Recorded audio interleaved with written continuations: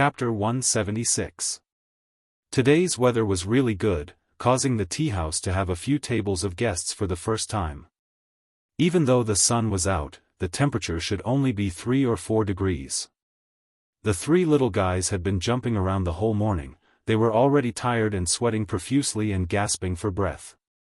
Strenuous exercise in the winter was easy to get sick, so Xianxia took out 3 pills from Big Cat's snack tray and let each of them take one. Afterwards, Xianxia also brought out 3 rattan chairs for them. When the 3 little guys were tired, they sat in a row outside the tea house, basking in the sun while discussing what to do next. The 2 brothers also had a restless personality. After resting for a while, they proposed to go outside for a stroll. The little guy was now the little follower behind the 2 brothers' buttocks. Wherever the 2 brothers wanted to go, the little guy wanted to go. Whatever the 2 brothers wanted to play, the little guy wanted to play. They really didn't have any opinions. There was no other way. Xianxia couldn't persuade them, so after discussing with Qin Ruoying, he took the 3 little guys out. There was a big difference between summer and winter in Hohai. In summer, the lakeside willows were swaying, the lush greenery was overflowing, boating on the lake was very leisurely and contented. In winter, the bare branches, white snow, as far as the eye could see, there was only a piece of desolation. Only in the middle of January, when Hohai froze, would this place become lively again. Now there was still some time before Hohai froze. The skating rink was not open, and Xianxia didn't allow them to go near the lake, so after the 3 little guys circled around Hohai, they suddenly lost interest and kept clamoring to go back to play marbles. In the process of leading the 3 little guys back, Xianxia went to the nearby store to buy 3 yo-yos for them. He simply showed them a few moves, which immediately made the 2 brothers widen their eyes. Yo-yos were imported from overseas, so some of the names of the moves would become very Chinibyu after being translated. For example, the names of moves such as Force Whirlwind, Atomic Flame, Lightning Strike, and so on were simply too embarrassing. However, the 2 brothers seemed to think that it was very cool. After hearing Xianxia introduce this move as Force Whirlwind, the 2 of them became even crazier. They kept throwing the yo-yos in their hands, and at the same time, they did not forget to shout, "Watch out! Force Whirlwind! Force Whirlwind! Bayu, Bayu, Bayu! Watch my lightning strike! Take this!" The 2 brothers started fighting with their yo-yos. When the 2 ropes collided with each other, they immediately formed a dead knot, and it took them a lot of effort to finally untie it. Perhaps it was the difference between boys and girls. The little guy wasn't interested in the strange names of the moves. Instead, he was interested in how Xianxia retrieved the yo-yo. "Papa! Teach me!" The little guy handed the yo-yo to Xianxia and looked up at him expectantly. Xianxia took the yo-yo and picked it up with one hand. Then, he walked towards the tea house and gave her a demonstration. "Come on, look, release it, take it back, be gentle. When the rope is tight, you lift it up. How is it? Have you learned it?" The little guy excitedly took the yo-yo from Xianxia's hands, and then did as he was told. He gently threw the yo-yo down, and when the rope tightened, he suddenly pulled it up, and the yo-yo was immediately wrapped in the rope and brought back. "I've learned it! I've learned it!" The little guy excitedly put his arms around Xianxia's neck and giggled. Xianxia took the opportunity to kiss the little guy on the cheek, which made the little guy laugh even more. When Xianxia returned to the tea house with the 3 little guys, it was already past noon, so he ordered a few dishes in the restaurant next door and prepared to let the children eat. Xianxia moved the rattan chair back to the tea house and was ready to let the 3 little guys play inside, but the tea house welcomed another regular customer. Xiao Yuan. After not seeing her for a long time, Xiao Yuan finally dressed normally today. A down jacket and a pair of jeans, simple seemed to be more suitable for her age. She was as pure as the spring moon, and as bright as a lotus flower. Xiao Yuan didn't come alone today. There was a middle-aged man about 50 years old standing next to her. The man was thin and tall, wearing a pair of glasses and a suit that didn't fit well. He always inadvertently gave people the feeling of an old pedant. He was obviously an intellectual. Chen Shi was busy moving the rattan chair back to the tea house. After looking back at Xiao Yuan, he smiled and said hello to her. Long time no see. Boss, let me help you. Xiao Yuan saw Chen Shi's movements, so she quickly ran to his side and helped him move the last rattan chair. Chen Shi didn't refuse. After Xiao Yuan helped him move the last rattan chair into the tea house, he walked out of the tea house with Xiao Yuan again, and then asked with a smile, "This is?" "My father." Xiao Yuan replied a little embarrassedly, then stood to the side. At this time, Father Qiao went directly in front of Chen Shi, and after bowing to him solemnly, he said excitedly, "Thank you, boss. Thank you for saving my life." Chen Shi was a little embarrassed by his enthusiastic attitude, so he quickly smiled and said, "You don't have to be like this. You're too polite. It was just a small matter." "No, no, no. It was just a small matter to you, but to me, it was a life-saving grace. The ancients say that a drop of water should be repaid with a gushing spring, let alone a life-saving grace." After saying that, Father Qiao bowed to Chen Shi again. Chen Shi was really not used to dealing with old pedants like this. After helping Father Qiao up, he quickly said, "It's cold outside. Come in and sit." Seeing this, Xiao Yuan quickly mediated and said, "Dad, let's go in and talk." The father and daughter of the Qiao family came specially to thank Chen Shi. Wuxia's medical field divided chronic kidney failure into 4 stages: renal compensation stage, renal decompensation stage, renal failure stage, preuremia, and uremia stage. The medical field of the United States divided chronic kidney failure into 5 stages. The so-called uremia stage was the 5th stage of chronic kidney failure, and it was also the final stage. The important indicator of kidney failure was the creatinine value. 133 was the first stage, 186 was the second stage, 451 was the third stage, and more than 707 meant that one had entered the 4th stage, which was the uremia stage. The higher the creatinine, the more toxins in the body, and the greater the damage to the kidney. When the creatinine value exceeded 500, one could begin to consider dialysis.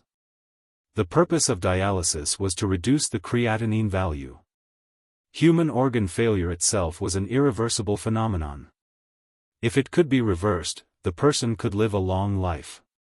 Therefore, there was no other treatment for uremia except for dialysis and kidney transplant. After every dialysis, the creatinine value in the patient's body would decrease. However, it would not be long before the creatinine value continued to rise because the patient's kidney function had been necrotic. If the organ was necrotic, it would take a miracle to recover. However, what everyone did not expect was, a miracle really happened. Chen Shi casually gave a pill. After Father Qiao took it, his blood creatinine value began to decrease. Now, it had dropped to 480, from the 4th stage to the 3rd stage. This kind of reversal was almost impossible. This meant that Father Qiao's kidney function had begun to recover and perform the function of detoxification again, causing the creatinine value to continue to decrease. According to this progress, it would not be long before he recovered. Father Qiao's case shocked the entire Wuxia's medical field. After the hospital confirmed that Father Qiao's condition had indeed improved, Father Qiao refused to cooperate with the hospital's investigation and secretly went straight to Beijing with Xiao Yuan. Chapter 177. Father Qiao had only entered the stage of kidney failure before, and his blood creatinine value had not exceeded 707 UmL/L. His illness was discovered early and dialysis control was done in time, so he had not truly entered the final stage, which was often referred to as the late stage of uremia. However, organ failure itself was an irreversible process. Even if it was discovered early, modern medicine could only control the patient's condition as much as possible and delay the deterioration of the condition. Father Chiao was indeed very lucky. Before his kidney function had completely failed, he had taken Xianxi's elixir in time, so he was able to effectively suppress the condition and let his organ function begin to recover. This time, he had come to visit Xianxi with a grateful attitude, so he had brought a lot of Guangzhong specialties, such as Guannan bacon, black rice, fragrant rice, and other local specialties. Although they were not worth much, they were worth the thought. As the saying went, goose feathers were sent from 1,000 miles away. The gift was light, but the thought was heavy. Perhaps it was because Father Chiao had been diligent in teaching for a lifetime that he had saved enough good fortune for himself. Therefore, he had never thought that this kind of grateful attitude would actually save his life by accident. A simplified version of the energy elixir would not be able to fully restore his kidney. After the effect of the elixir wore off, his condition would naturally begin to deteriorate again. As the saying went, when you saved someone, you should help them to the end. Xianxi was not a stingy person. After hearing Father Chiao's intentions, he took out 2 more energy elixirs from the bar counter. It was still the same explanation. The pills left by the old Chinese medicine doctor were very helpful for kidney disease, but this time, when Xiao Yuan took the pills from Xianxi's hand, she was so excited that her whole body trembled slightly. After Xianxi told them that they could take it all at once, Xiao Yuan hurriedly helped her father swallow the 2 pills one by one. After taking the pills, the father and daughter were so excited that they could not control themselves. A teacher in a small county had not seen much of the world in his life. He did not even know how to say a few words of courtesy. He only knew how to repeatedly thank Xianxi. Looking at his excited expression, it was as if he was about to dig out his heart and show it to Xianxi. Xiao Yuan wasn't any better. When she heard that Xianxi had convinced her father to take these 2 pills, she was so excited that tears almost flowed out. It was actually quite painful to deal with people who didn't know how to socialize.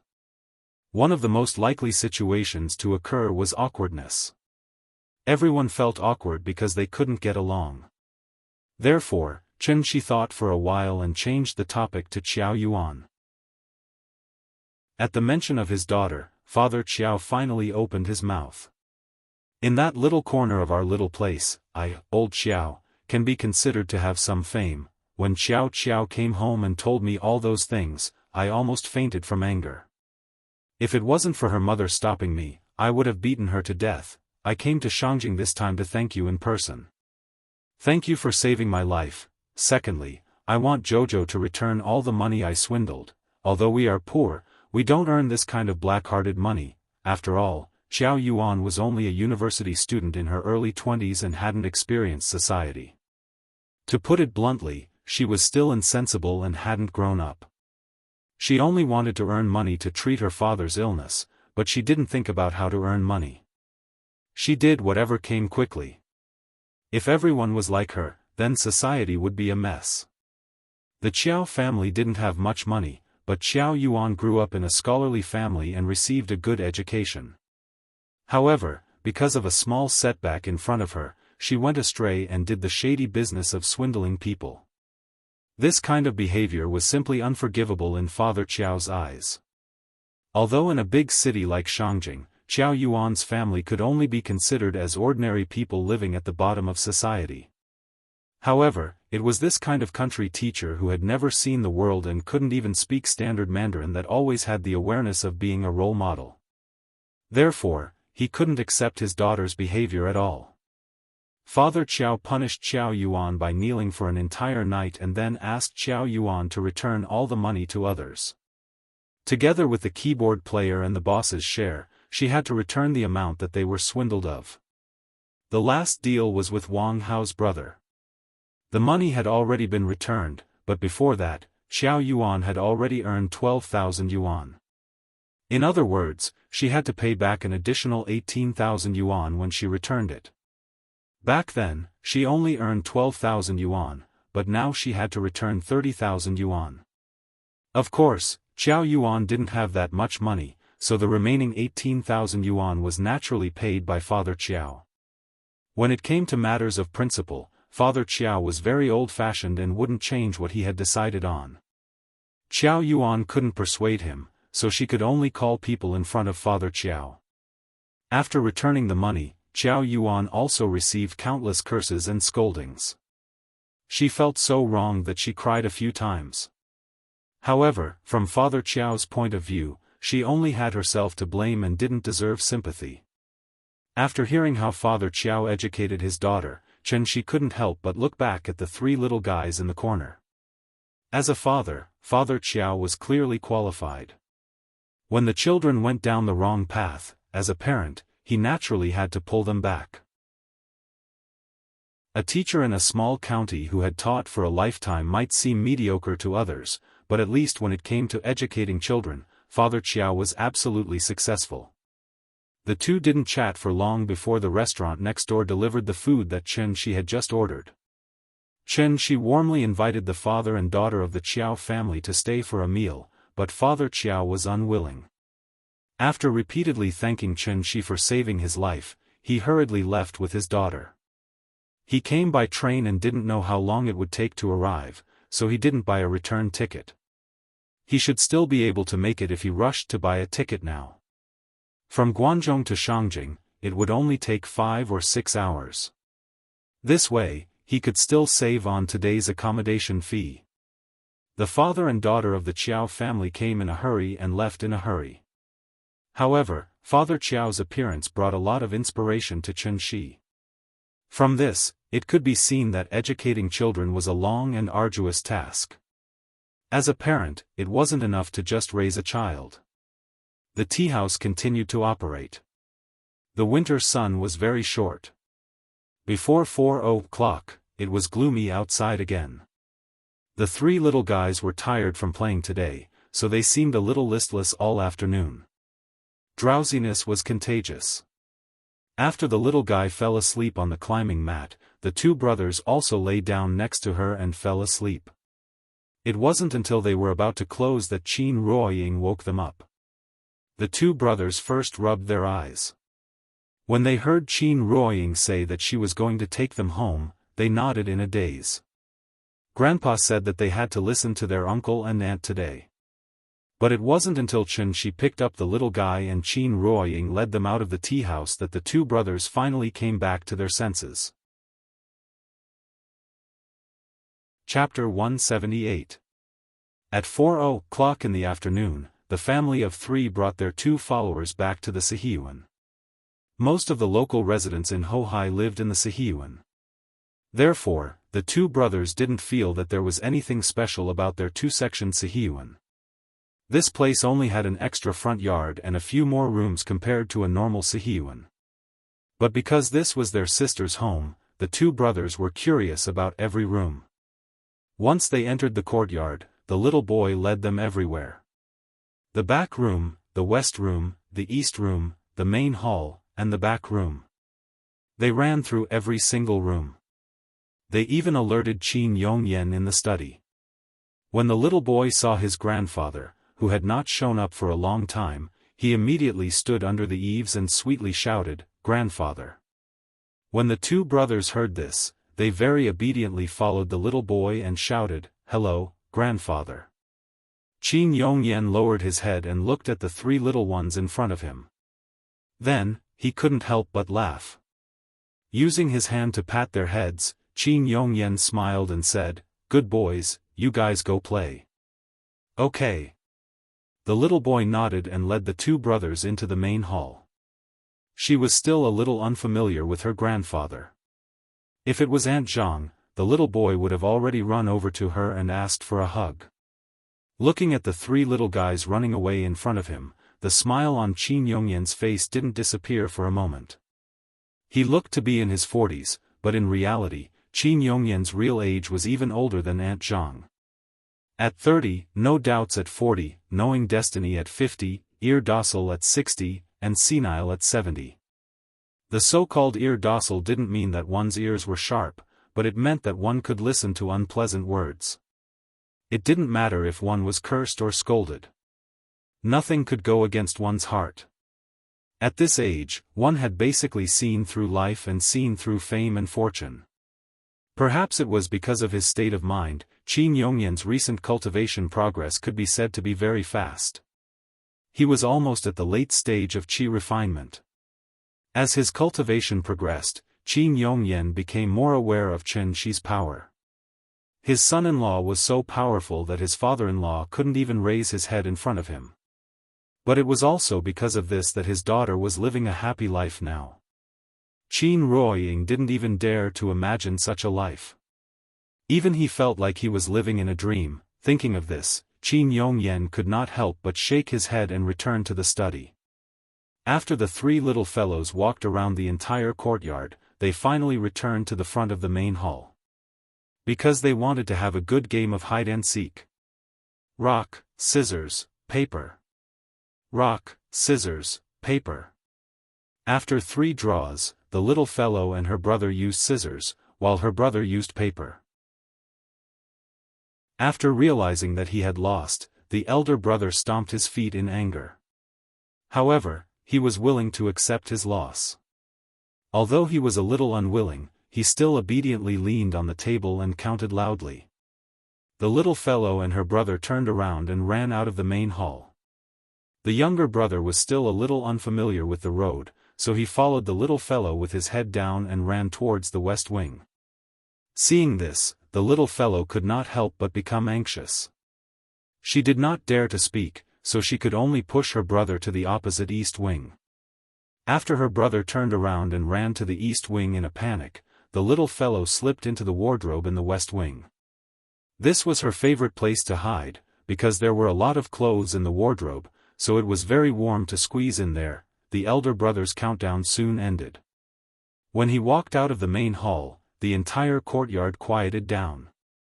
Chen Shi was busy cooking for them in the kitchen, while Qin Ruoying stood on the steps outside the west wing and looked at him with a smile.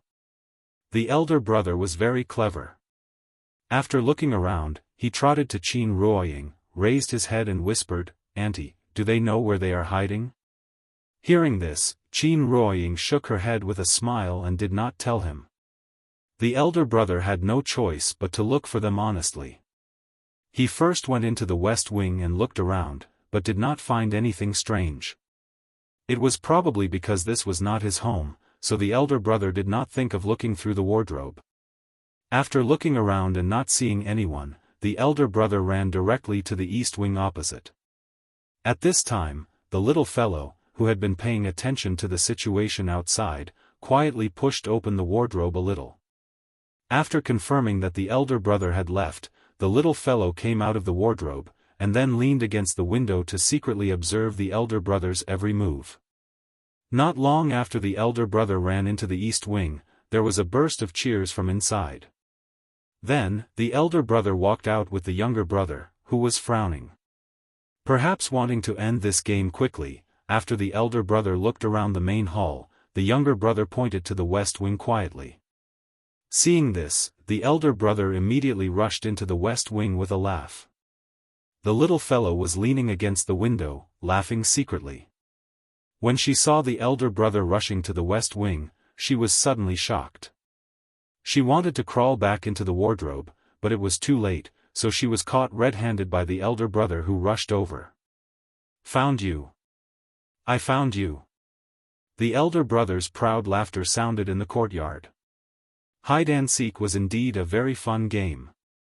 As long as the venue was suitable, it could be played for a long time. The 3 little guys played several games in a row until Chen Shi finished cooking dinner. They reluctantly returned to the west wing under the husband and wife's greeting. After dinner, the sky was already dark. Qin Ruoying did not allow them to go out and run around, so the 3 little guys sat on the bed and watched cartoons. The elder brother wanted to watch Pigman, the younger brother wanted to watch Boonie Bears, and the little fellow wanted to watch SpongeBob SquarePants. The 3 little guys had different opinions and immediately quarreled over the control of the remote control. Seeing this, Chen Shi had to suppress them. He took the remote control and let them order Frozen. The little fellow had already seen it once, but she still enjoyed watching it the second time. It was the brothers' first time watching it, so they were immediately fascinated by the beautiful magic world inside. There was a kissing scene in Frozen. When the elder brother saw Anna and Christopher hugging and kissing, the elder brother followed suit and turned his head to kiss the little fellow. But just as his mouth was about to kiss the little fellow, the elder brother regrettably found that there seemed to be an air wall between him and Nian Nian. No matter how hard he tried, there was no way he could get closer. The elder brother's movements were very fast. After being stopped by Chen Shi, Qin Ruoying noticed that something was wrong. When she saw the elder brother's embarrassed look as he tried to kiss the little fellow, she could not help but secretly laugh. At this time, the little fellow also noticed that something was wrong with her brother. Just as she turned her head, she was shocked by her brother's pig-like appearance, so she patted his forehead with her hand and muttered, "What are you doing?" The elder brother awkwardly retracted his head and then hid under the blanket, not daring to show his head. The husband and wife looked at each other and could not help but shake their heads and laugh. 4 or 5-year-old children did not have so many dirty thoughts. Their behavior was learned from the things around them, so Chen Shi did not blame him. However, it was because of the elder brother's sudden action that they completely lost the opportunity to sleep with the little fellow. After watching the cartoon, the two brothers were carried by Chen Shi, one in each hand, and directly led them to the east wing. Tonight, the little fellow slept with Qin Ruoying, and the two brothers slept with him. The two brothers cried and made a fuss, shouting that they wanted to sleep with their sister. But Chen Shi did not pay attention to them at all, as if he did not hear them. They wanted to take advantage of his daughter. Chapter 179. The two brothers hesitated for a long time. Although they were usually very outgoing, they seemed to be homesick at night. The one they were most familiar with in the courtyard was the little guy, so the two brothers always wanted to sleep with the little guy. But no matter how much they cried, Chen Shi was unmoved. He was quite traditional in this aspect. Because Nian Nian was a girl, Chen Shi always felt that his daughter would be at a disadvantage if she stayed with a boy. Plus, his brother almost took advantage of the little guy just now, which made Chen Shi even more certain that girls were at a disadvantage. He was already very polite that he didn't chase the two brothers out of the courtyard. Although the two brothers were still young, 3 to 6 years old was the sensitive period for a child to construct a psychological gender. As a parent, it was natural to teach the child that there was a difference between men and women. Parents gave the child the correct guidance, and as the child grew up, they would gradually form a comprehensive understanding of men and women's clothing, behavior, and personality traits, and gradually form their own psychological gender. As for those parents who raised the boy as a girl and the girl as a boy, in fact, he really should go see Farewell My Concubine, because Cheng Jie was an excellent example. This was called transsexualism in the medical field, which was also called gender identity disorder. There were both congenital and acquired factors. If it was congenital, then it was fine, but if it was acquired by the parents, then it could be called a tragedy. Chen Shi had already made up his mind. One day, he would have to properly educate the three little guys and let them understand the difference between men and women. The east room was Qin Shueqing's room. Although she hadn't been home for many days, there was still a faint fragrance in the room. The bed was very comfortable to sleep on, but the two brothers tossed and turned for a long time. Chen Shi was not Gu Lao after all, nor was he the brother's father. So after a while, seeing that Chen Shi still refused to agree, they could only obediently lie on the bed with pouted lips. The two brothers were also tired today, so it didn't take long for them to fall into a deep sleep. After they fell asleep, Chen Shi cast 2 meditation incantations on the two brothers, and then quietly walked out of the east room. It was the wee hours of the morning, and there was no moon tonight. It was so dark in the courtyard that one couldn't even see their own fingers.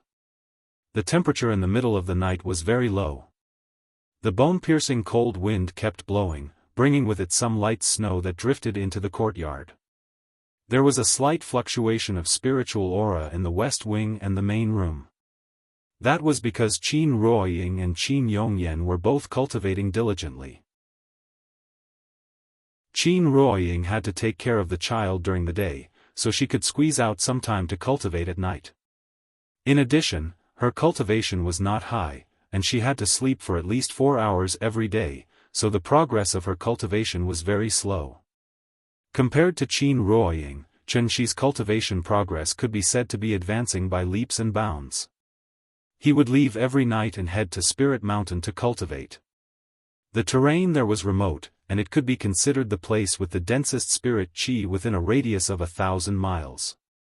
In this place, Qianxi could fully refine the spiritual energy of heaven and earth. Based on his current accumulation of quintessential essence, it was actually comparable to the early stage of yuanying.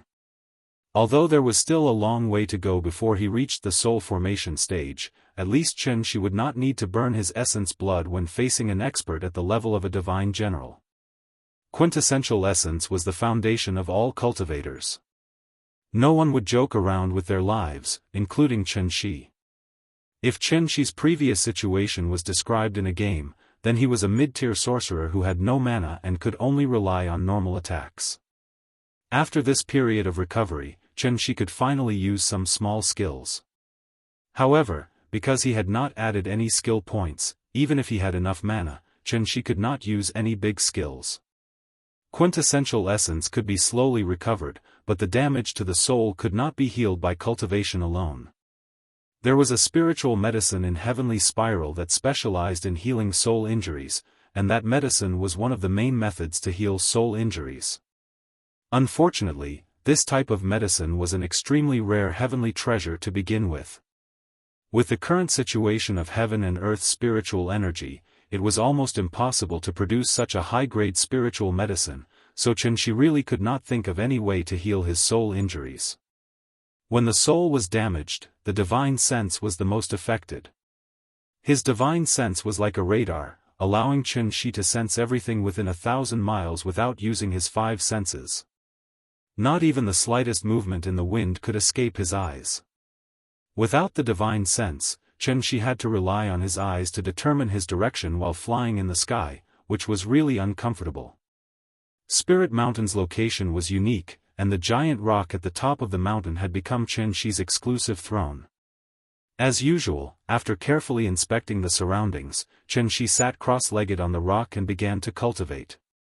However, not long after he closed his eyes, he suddenly opened them again. It was a little strange. According to common sense, he had been cultivating here for a period of time, so the spiritual energy here should be a little thinner. After all, he was a cultivator in the soul formation stage, not a beginner like Qin Ruoying. Every time Qianxi cultivated with all his strength, he would naturally have an aura that could swallow mountains and rivers. A night's effort was enough to catch up with several months of Qin Ruoying's effort. Although Spirit Mountain was large, there were only a few places with dense spiritual energy. But why did the spiritual energy nearby not seem to have changed much after he cultivated here for a period of time? Could it be that he was cultivating a false immortal? But this was obviously impossible. After all, the true essence that Qianxi refined was real.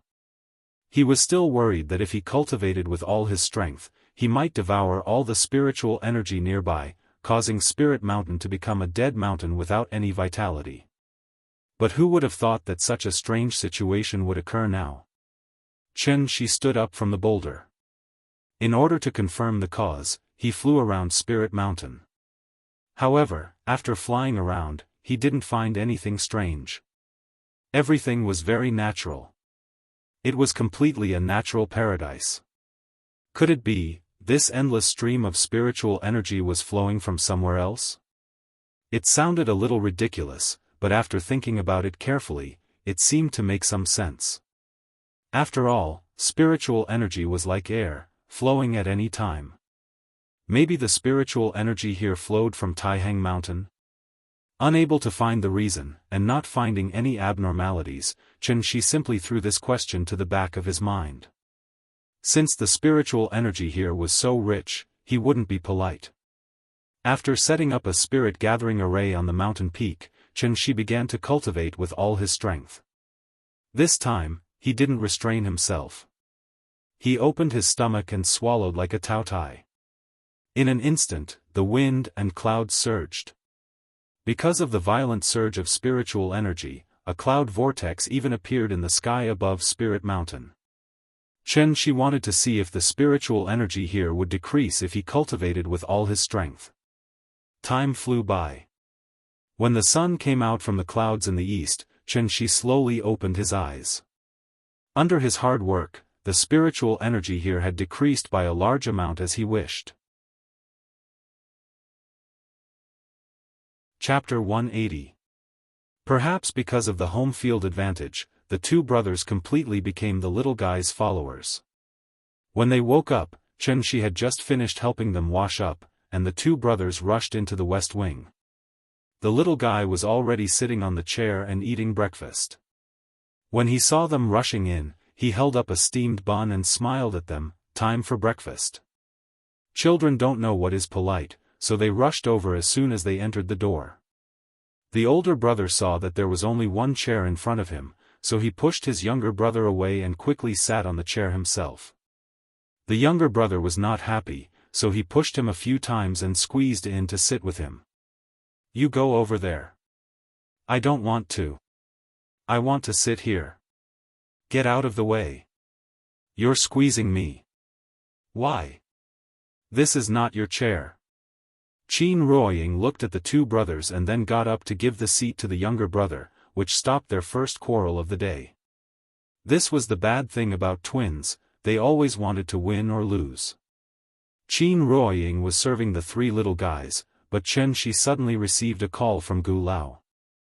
The old man was delayed by something, so he would not be back until the afternoon. Although he believed that Chen Shi would not treat the two brothers badly, out of concern for his grandson, Gu Lao talked with Chen Shi for a while, and then euphemistically expressed that he wanted to talk to the two brothers. Hearing this, Chen Shi turned on the speaker and put the phone in front of the two brothers.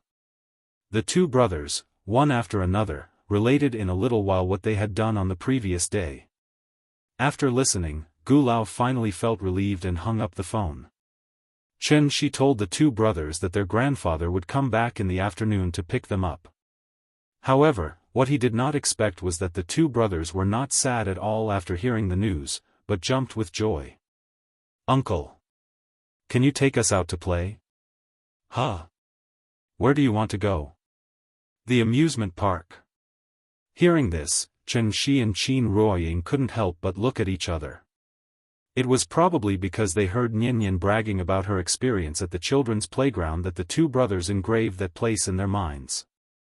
Just like Nian in the past, she was very envious of others, but Auntie Zhang couldn't bring her along.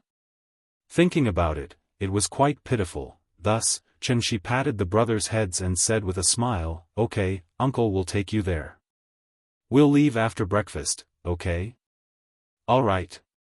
The two brothers were so excited that their faces turned red, while the little fellow was smiling proudly at the side, as if silently saying that they were basking in her light. What was the reaction of the child when he was excited? He stomped his feet. After hastily eating breakfast, her brother ran to the steps outside the west wing. He kept jumping and shouting, "Hurry up, hurry up. It's almost afternoon." When the younger brother saw this, he also ran out and kept stomping his feet on the steps. No one knew what they were doing. The little fellow was really proud today, and the smile on his little face never stopped. After a simple packing, Chen Shi carried the little fellow, and Qin Ruoying held the two brothers, 2 adults and 3 children, and the group of 5 slowly walked out of the courtyard. It was still troublesome for the 5 of them to take a taxi. The 3 little fellows didn't want to be separated, and Chen Shi didn't want to be separated from Qin Ruoying, so it wasn't until the 3rd car that the driver finally agreed to give them a ride. He also asked one of the little fellows to hide and not be seen by the traffic police. The Children's Experience Museum last time was for civilian consumption, so this time Chen Shi was going to take them to a high-end one. In Kids with LNEFRENDS, a children's amusement park that didn't even have a Chinese name, was known as the cutest fairy tale world in Shangjing, and was also a holy place for internet celebrities to take photos. This place couldn't be entered without children, so many internet celebrities had to make a special trip to borrow a child. The tickets were very expensive because it was the weekend, and the package cost 568 yuan.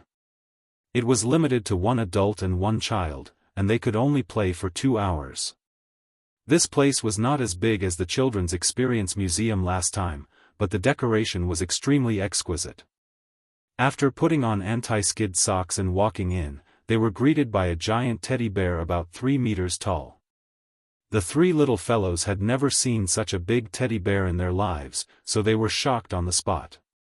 The teddy bear sat on the ground, and both of its legs were about 1 meter tall. The little fellow stood next to it and wanted to climb onto the big bear's legs, but she couldn't climb up. Seeing this, the older brother immediately came to her side. Then, like a little eunuch welcoming a princess on a horse, he bent his back and knelt on the ground, then said loudly, "Sister, you're stepping on my back. I'll carry you up." Hearing this, the little fellow didn't hesitate at all. She stepped on his back and climbed up. Seeing that she was struggling to climb, the younger brother stood below and pushed the little fellow's butt hard. She stood aside and watched, speechless. Qin Ruoying saw his expression and knew that he felt that his daughter was at a disadvantage again, so she couldn't help but complain, "They're still children. Why do you have so many dirty thoughts?" Okay, I'm dirty. After being scolded by his wife, Shi had to raise his hands and surrender with a wry smile. The couple didn't interfere with their actions. After the little fellow climbed up, the younger brother also wanted to step on the older brother's back and climb up.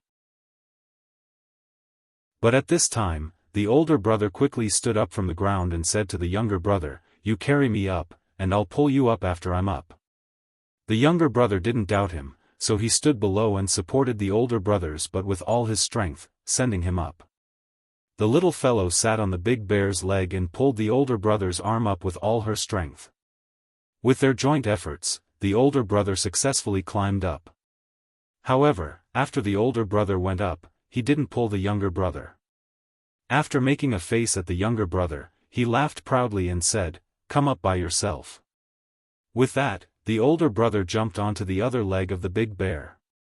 The younger brother stood below and looked at the little fellow and the older brother on the big bear's leg with a confused expression.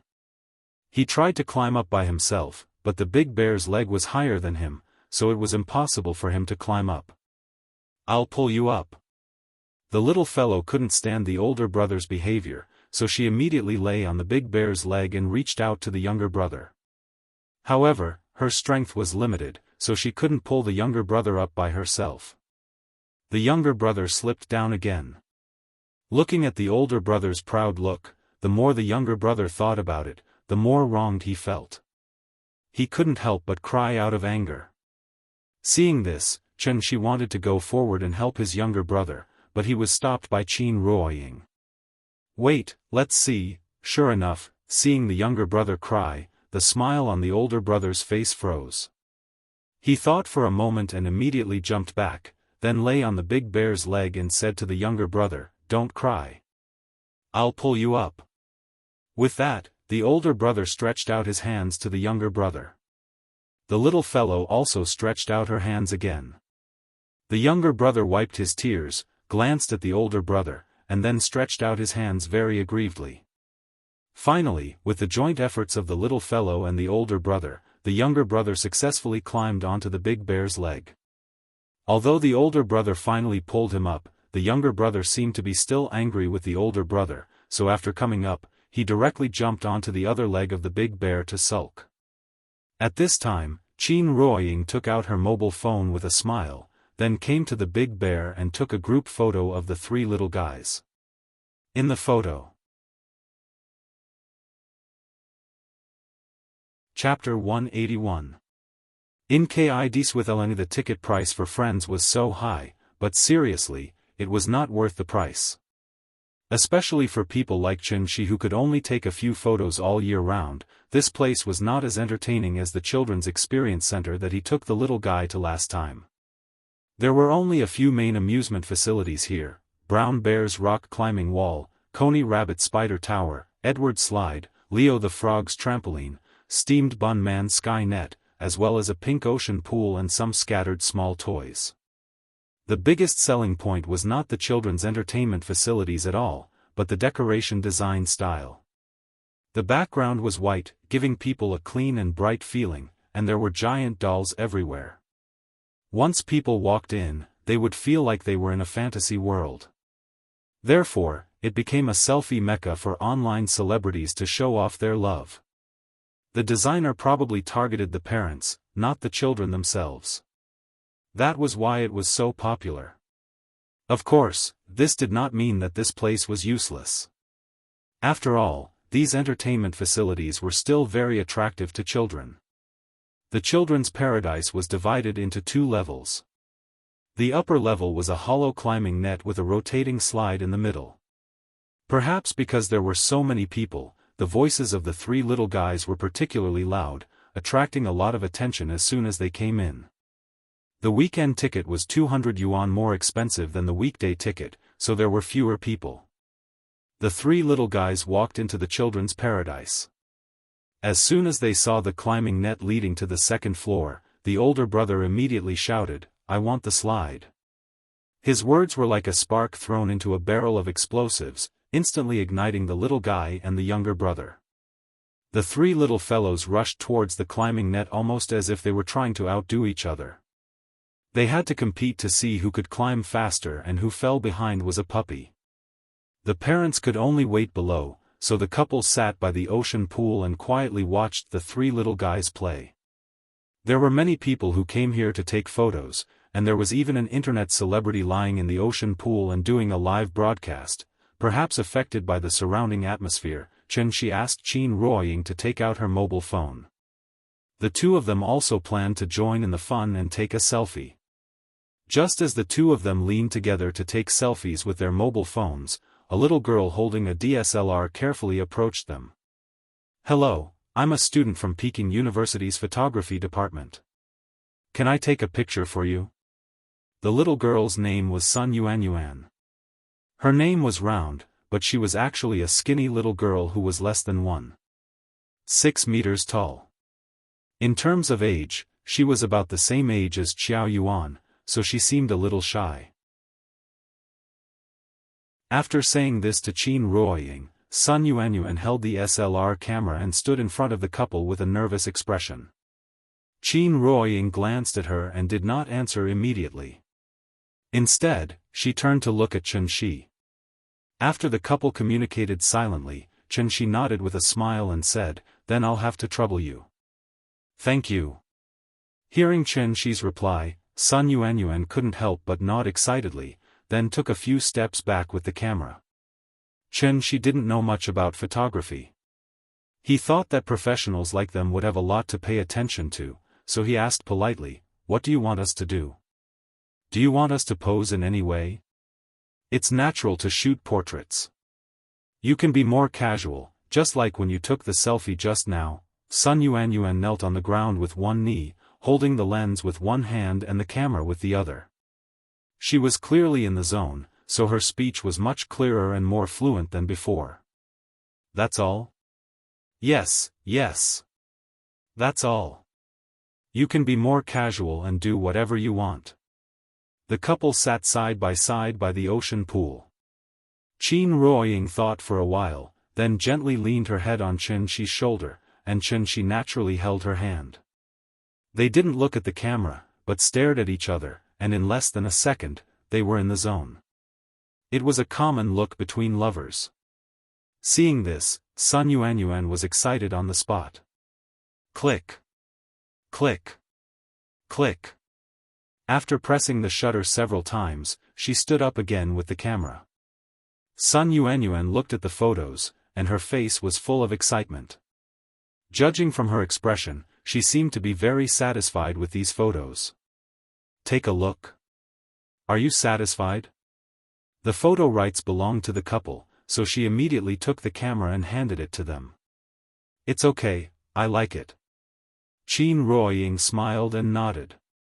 Hearing this, Sun Yuanyuan couldn't help but clench her fists in excitement. She said excitedly, "Can I add you on WeChat?" I'll send the photos to you after I export them. Qin Ruoying didn't have WeChat, so Xianxia said with a smile, add me. Okay.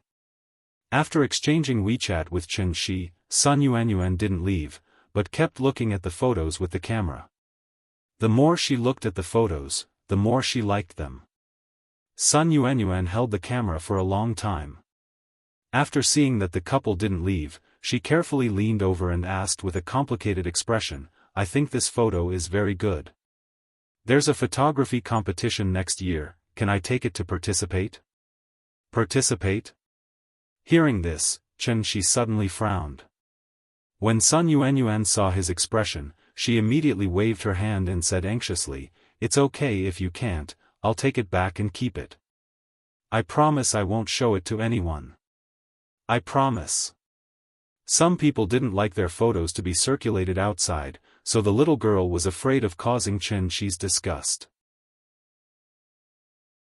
If Xianxia asked her to delete the photos, it would be a tragedy. Qin Ruoying saw the little girl's timid look, so she smiled and said, I'm fine with it. Then, she turned her head and looked at Xianxia. When Xianxia made eye contact with her, he suddenly shook his head and laughed. Since his wife said so, what else could he not do? It wasn't that he was ashamed, he just didn't want his photos to be circulated around. Since he was going to participate in a photography competition, a lot of people would definitely see the photos of him and his wife. When Xianxia thought about how people would judge the photos of him and his wife, he always felt a little strange. However, since Qin Ruoying agreed, he obviously wouldn't refuse, so he nodded and smiled, no problem. Thank you. Thank you. The little girl thanked the couple profusely. After saying goodbye to them, she ran away like a thief who had stolen some treasure. The so-called portrait photography was to take the most inadvertently moving picture of you. Just like Xiao Quan, a simple black and white photo was enough to amaze time. People who looked at the photo 20 years later couldn't help but palpitate. Sun Yuanyuan knew that she had taken a good photo. Chapter 182. The three little guys had a lot of fun today. Although it was only 2 hours, because it was full of large-scale entertainment facilities, it was very tiring to play. So before the time limit was up, they were already tired and lying in the ocean pool to rest. When they left, they were still a little reluctant. After Xianxia bought each of them a brown bear school bag, the three little guys were so happy that they started to smile like flowers blooming. After the new year, the winter vacation was almost over and Nian should be sent to kindergarten. He just didn't know if she would be willing to go by then. The two brothers also made a profit today, not to mention that they came to such a high-end children's amusement park for nothing. Xianxia also took them to the mall and bought new clothes for the little guys, and several sets for them. Free food, free accommodation, free play, and before leaving, he let them carry big and small bags back home. In the eyes of children, such an elder was simply an angel. By the time the couple left the mall with the children, it was already 3:30 in the afternoon. Because they carried too many things, this time, no driver was willing to take the risk of being caught by the traffic police to give them a ride. There was no other way. Qin Ruoying took the three little guys to leave by taxi, and Xianxia then took another taxi alone.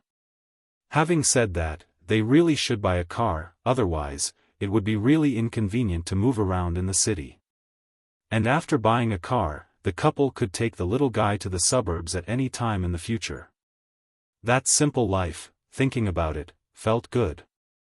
Not long after the couple returned to the tea house, Gu Lao hurried over. It would be a lie to say that he was not worried after not seeing his two grandchildren for a day. Now there is a saying called skipping a generation, which is the so-called enjoying the grandsons. Elders were closer to their grandchildren than to their children. Gu Lao was a widowed retired old man, and usually only the two brothers could relieve his inner loneliness and loneliness. As soon as the two brothers saw that their grandfather came back, they proudly took out the clothes and toys that Xianxia bought for them. Seeing this, Gu Lao immediately frowned.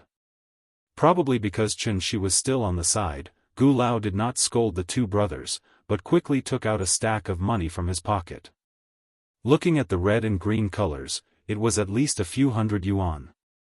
I didn't bring much money today. Take these first. I'll bring you more tomorrow. But how could Xianxia accept his money? The plate of snacks in front of Big Cat was worth at least a few billion, not to mention a lot. Gu Lao couldn't dissuade Xianxia. In the end, he had no choice but to slap the two brothers' heads and ask them to properly thank Xianxia. The two brothers rubbed their heads in confusion. They didn't know why their grandfather was angry. After chatting with Xianxia for a while, Gu Lao left with the two brothers.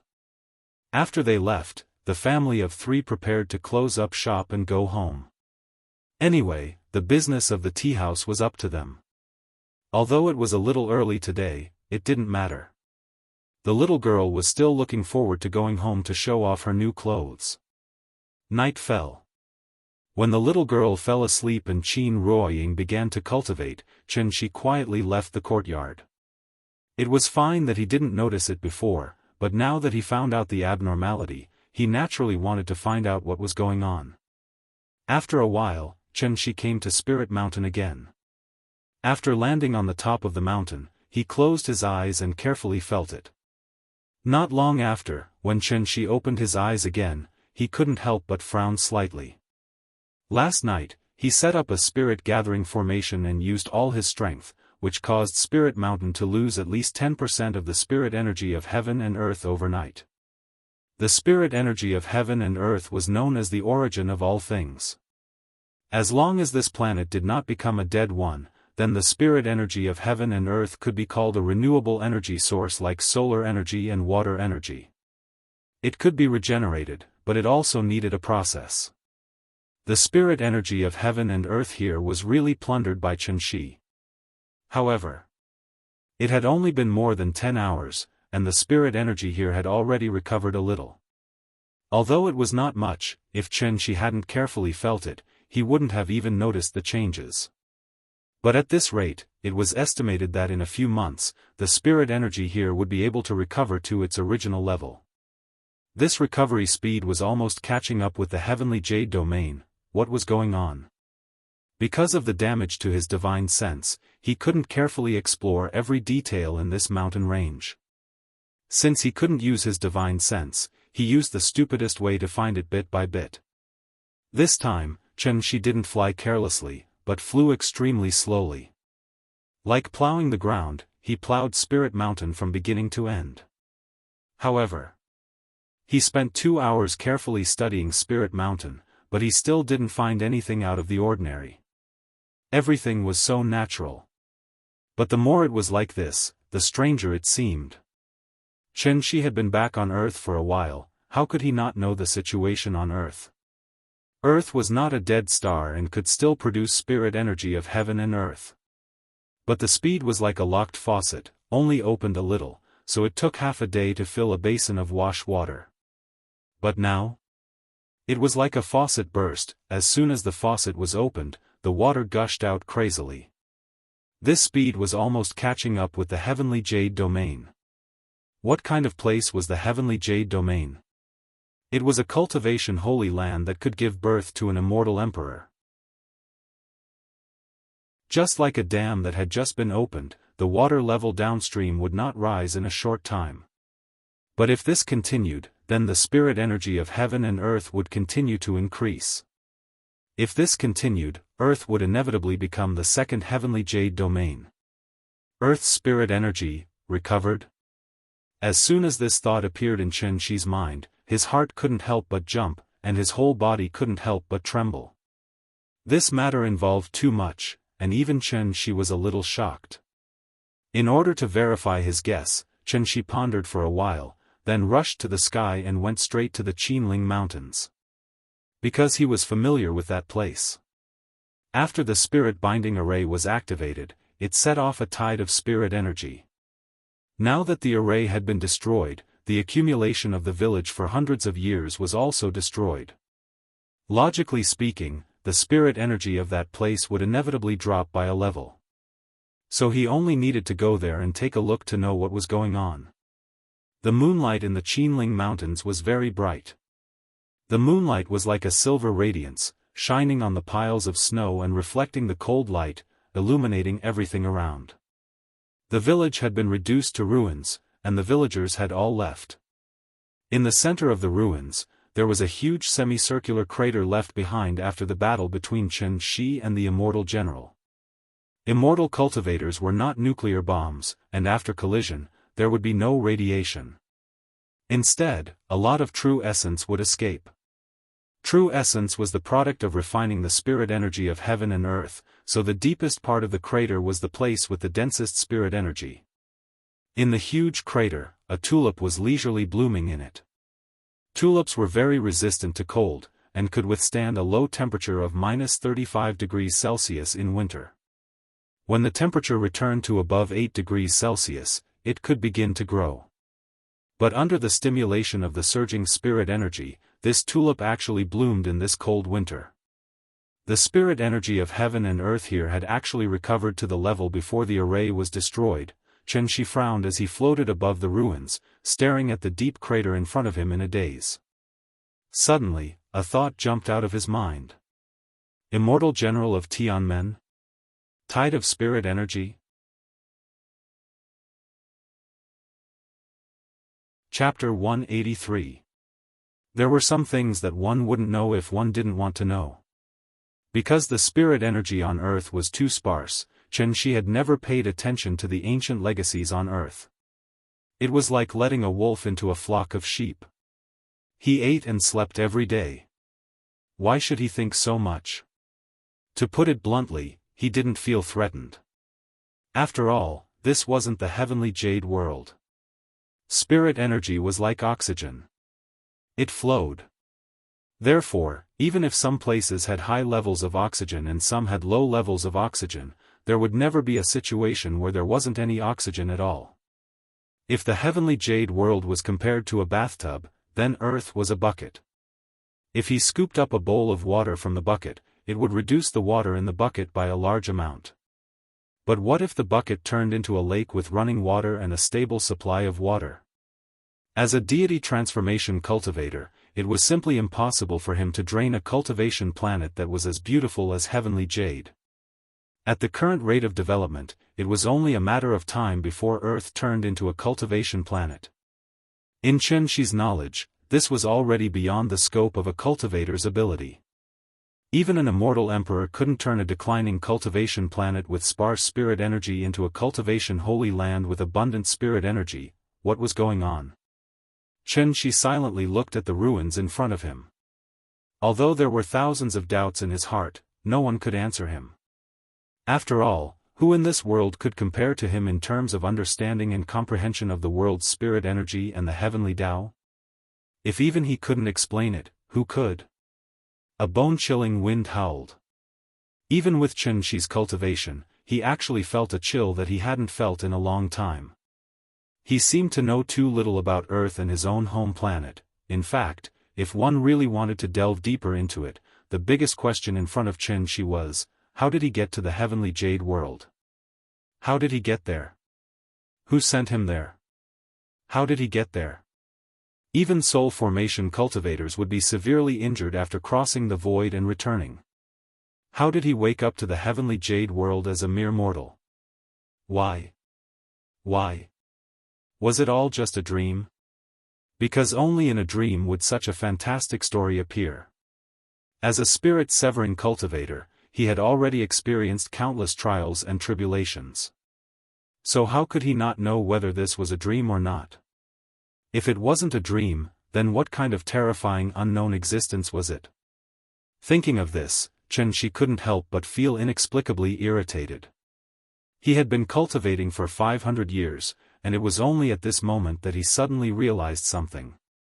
It turned out that he was still an ant-like existence in front of some unknown power. All of a sudden, he felt an extremely stifling sensation. After returning to Earth, even though he was half-crippled, Chen Shi could still be said to be the most powerful person in the world. However, as long as he didn't step into the Immortal Emperor realm, he would always be immortal. How insignificant were mortals! Even if he had reached the soul formation stage, he would only be one of the stronger ants among thousands of ants. Under the frosty snow and the bright moon, Xianxi's lonely figure floated in the air. He looked up at the bright moon. Then, he suddenly looked up to the sky and roared. Surging true core strength kept surging out of his body. As his sleeves fluttered, an invisible shockwave spread out wildly with him as the center. Boom! Boom! Boom! It was like a bomber carrying out a carpet bombing. With Xianxi as the center, wherever the true essence spread out, all the rocks and vegetation would explode and scatter in all directions. In the blink of an eye, the already incomparably huge crater was actually expanded by him once more.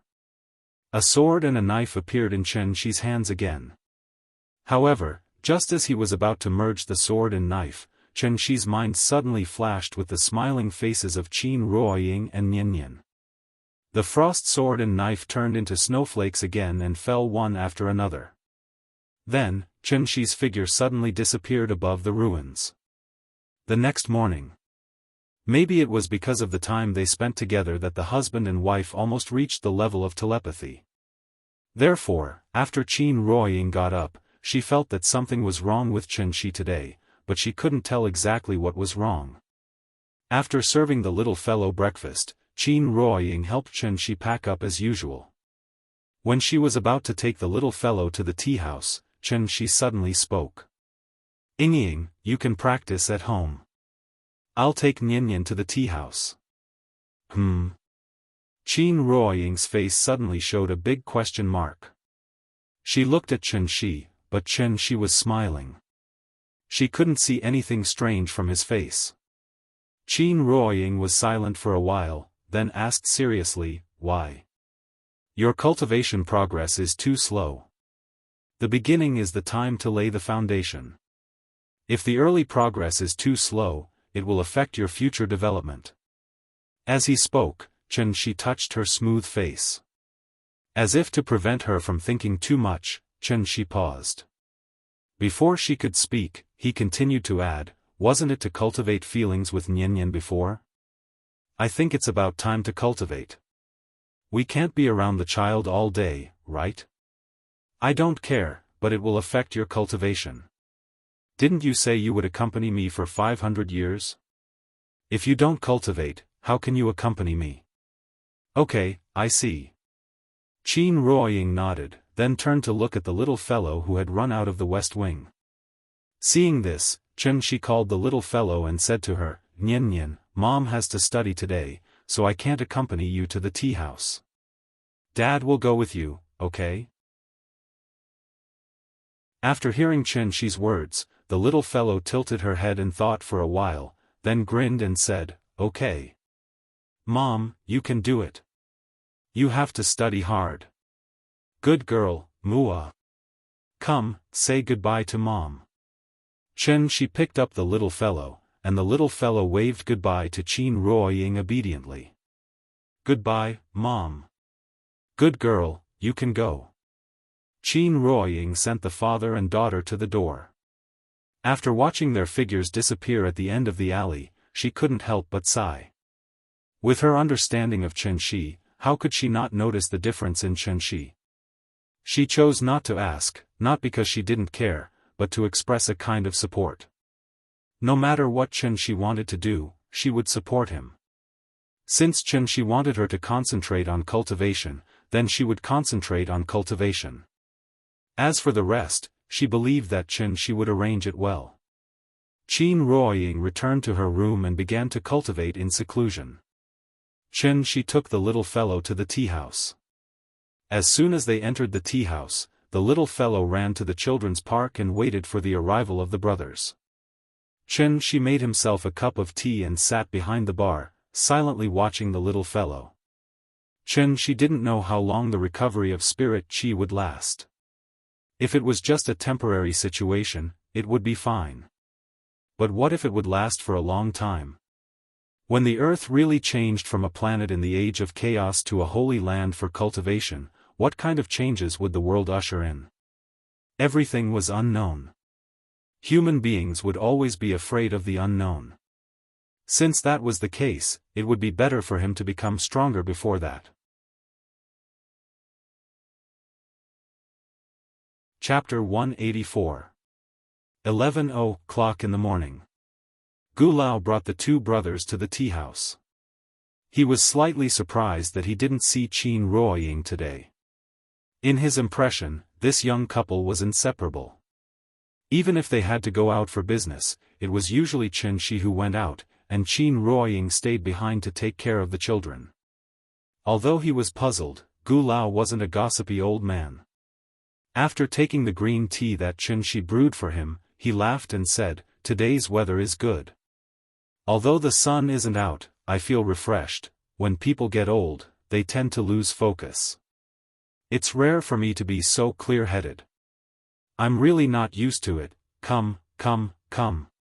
Since I'm in good spirits today, let's have a good fight." Gu Lao was in high spirits today, and it was obvious that he was in good spirits. However, his words made Chen Shi frown slightly. In order to not let Gu Lao notice his abnormality, Chen Shi immediately smiled and said, "Wait a moment, I'll go get the chess pieces."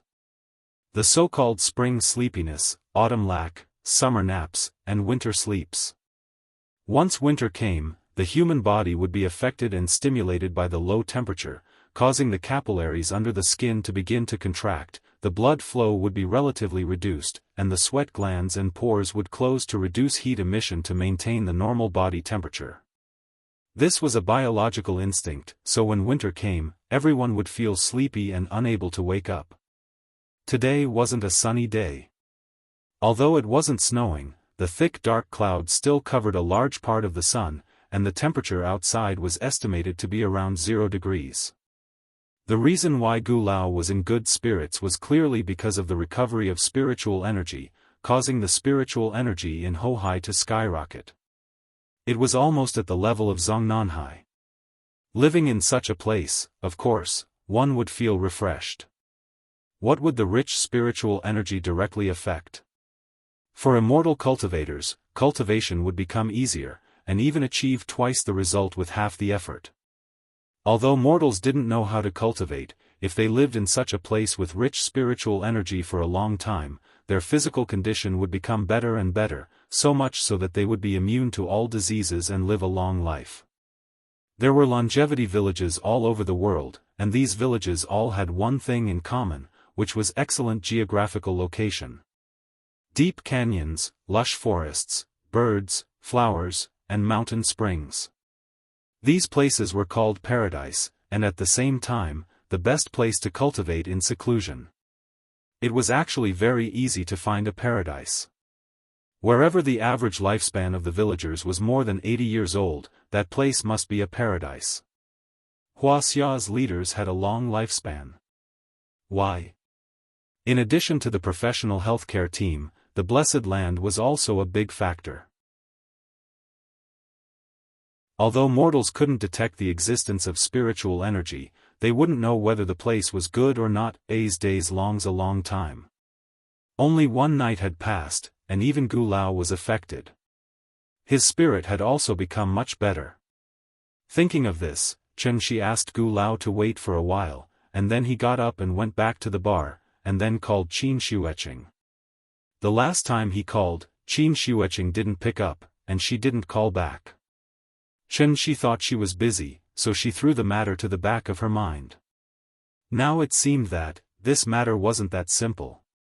The phone went through, and after a while, Qin Xueqing's voice came from the other side. "Hello? It's me, are you busy? I have a question to ask you." "Give me a second." Qin Xueqing was a little noisy on the other side. After a while, her voice came from the phone again. "Okay, go ahead." She was his sister-in-law, so Chen Shi didn't dawdle with her, and went straight to the topic. "Have you Wu Lian people noticed anything unusual recently? Like a vision of heaven and earth?" After hearing his question, Qin Xueqing was obviously shocked, and she hurriedly asked on the other side of the phone, "Who told you? Do I need someone to tell me?" Chen Shi replied matter-of-factly, and Qin Shiueqing suddenly choked. After all, she had already experienced the strength of her cheap brother-in-law. Because Qin Shi's question involved some secrets, after hesitating for a while, Qin Shiueqing whispered, "Yes, a large oasis suddenly appeared in the Taklamakan desert, and it's spreading out at an astonishing speed. Do you think plants need time to grow?" But that place turned from a desert to an oasis overnight, which is obviously a supernatural phenomenon, so the Wu Yan blocked the news immediately. The desert turned into an oasis? Qin Shi thought for a while, and then asked again, "What else? Are there any changes in animals? For example, monsters, and other existences, have there been more?" "Yes, it is said that a forest ranger saw a monster more than 3 meters tall in Xianxia. The Wu Yan has sent people, but they haven't found any trace of the monster yet." Sure enough, the recovery of spirit power would bring great changes to the world. The desert turning into an oasis was only the first step, and there would be more and more wonders that ordinary people could not imagine. Maybe in the future, the earth would become like the Tianxian world. Qin Shiueqing waited for a while, and seeing that Qin Shi didn't reply, she asked directly, "Do you know something?" Her question interrupted Qin Shi's thoughts. After thinking for a while, Qin Shi gave an irrelevant answer, "You should cultivate according to the cultivation method I gave you. According to the current situation, you should be able to step into the foundation establishment stage very soon. At that time, you will naturally know what happened in this world." Foundation establishment? Qin Shi gave her the cultivation method, but he didn't teach her the general knowledge of the cultivation world, so Qin Shiueqing was still a little confused about the specific realm, and could only practice according to the cultivation method every day in a daze. Qin Shiueqing always felt that her cheap brother-in-law might know something, so she kept asking over the phone. However, Qin Shi didn't answer her questions at all, but said directly, "That's it, I'll hang up first." Everything happened too suddenly, and the time was still short, so Qin Shi couldn't make any conclusions for the time being. There was always a process to everything, and instead of making wild guesses, it was better to see the results when the time came. "Hey, wait, you said that as long as I form the golden core, my broken arm will be able to recover. Then Qi refinement, foundation establishment, golden core. What's above that? What level are you at?" "Soul formation." After saying that, Qin Shi didn't say anything more and directly hung up the phone. Hearing the beeping sound of the phone, Qin Shiueqing couldn't help but think over and over again. Qi refinement, foundation establishment, golden core. Soul formation.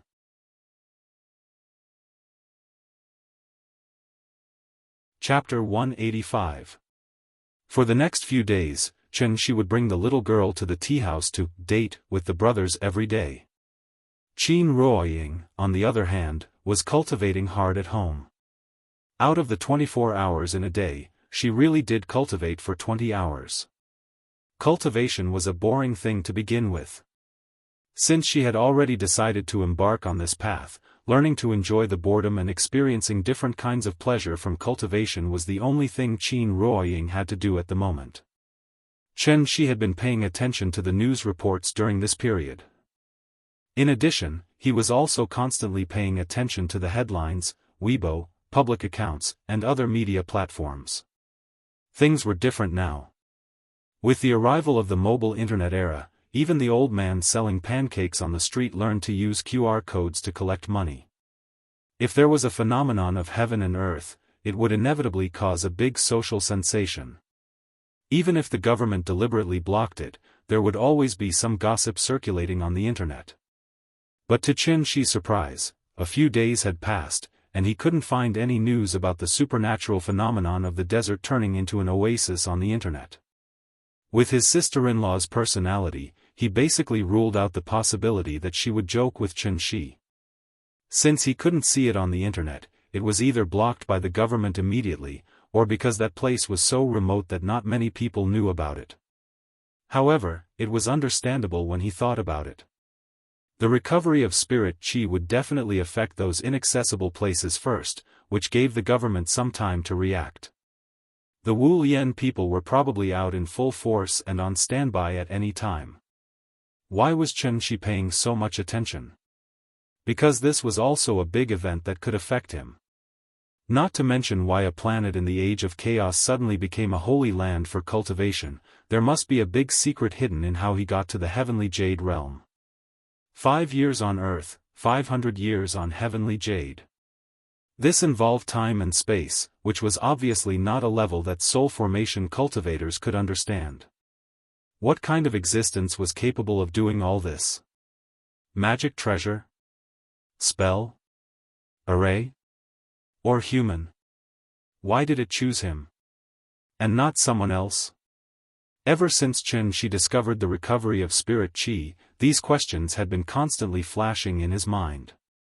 It was true that he had 500 years of experience in the heavenly jade domain, but in essence, Chen Shi had always been the kind of person who would be satisfied as long as he had a wife and children, a hot pit, porridge, steamed buns, and 2 tails of wine. There was no shortage of ambitious great men in the world, but there was no shortage of contented mortals like Chen Shi. As long as his wife and daughter were well, and his family was harmonious, he could guard this small tea house and live happily for the rest of his life. Some people always believed that contentment equated to lack ambition. In fact, this was a sign of ignorance. It was perhaps the biggest joke in the world for a person who didn't have a strong heart to turn around and laugh at a person who had a strong heart. As the song goes, you are not truly happy, your smile is just a camouflage you wear. Being content with what one has doesn't mean that one won't be vigilant in times of peace. Being vigilant in times of peace did not mean that one would have groundless fears. The torrent of the era was coming, and Chen Shi just wanted to continue her role as a spectator. Having seen all the prosperity of the world, one should naturally float like water. December 12, Qin Yongyan, who had been in seclusion, was also called out by Qin Ruoying. Her sister-in-law's phone couldn't be reached, so the family of 4 took a taxi and went straight to the Badaling Great Wall. They were going to hold a strange wedding with no ceremony and no guests, only a father-in-law, wife, and son-in-law. No, there was also a daughter. Qin Ruoying originally wanted to persuade Chen Shi to forget about it. After all, Nian was already so old, and they had already gotten a marriage certificate. It felt a little strange to specially do this now. Although she had originally wanted to marry Chen Shi under her father's witness, she didn't need to do any ceremony. She didn't need any grand ceremony. As long as her father, second uncle's family, and Aunt Zhang were present, Qin Ruoying would be satisfied. But second uncle hadn't come back yet, and Lin Qing was busy all day. In this winter, she couldn't specially invite Aunt Zhang to come to Shangjing to enjoy the cold wind, could she? She was overwhelmed by the joy of returning home, so she agreed to Chen Shi in a daze. Otherwise, she would have to think about it carefully and choose a good day. For example, after the new year, when the winter was over and the flowers bloomed in spring, it would be good. However, Qin Ruoying wanted to change the day, but Chen Shi didn't agree. What a joke, how could he delay the matter of marrying a wife? It didn't matter if his family and friends were not there, as long as his father-in-law was there. The ceremony was not important, but the intention was important. Chen Shi didn't tell the little fellow what they were going to do today. He just said that he was going to take her for an outing, which made the little fellow very happy and excited. Qin Yongyan seemed to want to cultivate a relationship with the little fellow, so as soon as they got in the car, he let the little fellow sit on his lap and then let the little fellow climb around him. The Badaling Great Wall in December was not as lively as the National Day.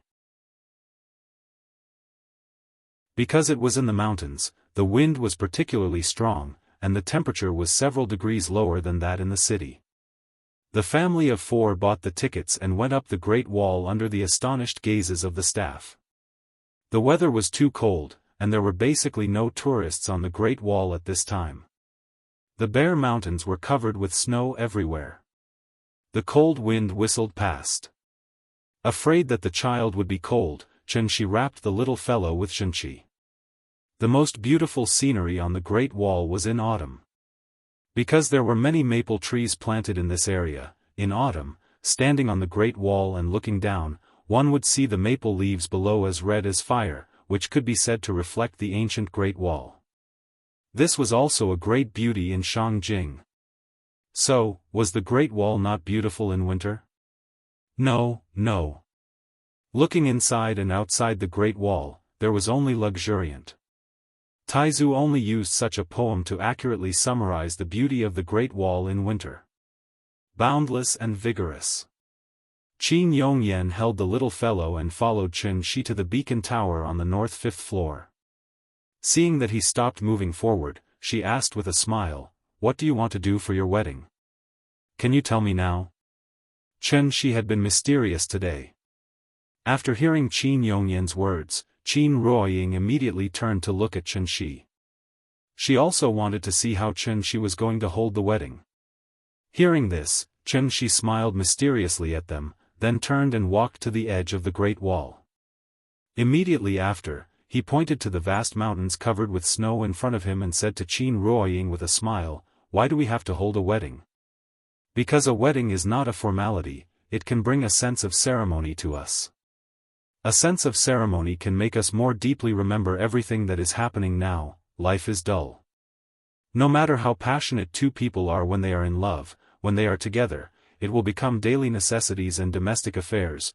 Dull life always tends to wear away our edges and make us forget who we were in the beginning. That's why people try their best to think of all kinds of romantic festivals and ceremonies. They want to use the sense of ceremony to remind themselves not to forget their original intentions. Just like the saying goes, life is not just about the present, there is also poetry and the future. Since ceremonies are all thought of by people, then I can also think of a ceremony that is different from others, a ceremony that belongs only to us. Speaking of this, Chen Shi winked at Qin Ruoying, making her laugh. Only you can do it. Perhaps because Qin Yongyan and the little guy were still next to her, Qin Ruoying's face showed a bit of a shy expression for the first time. Chen Shi did not know if he was thick-skinned or not, but in short, he completely ignored his father-in-law and focused all his attention on Qin Ruoying. At this moment, he only had eyes for her. After gazing at the lover in front of him affectionately, the love in Chen Shi's heart suddenly gushed out like spring water. He turned around and faced the mountains. Looking inside and outside the Great Wall, there was only luxuriance.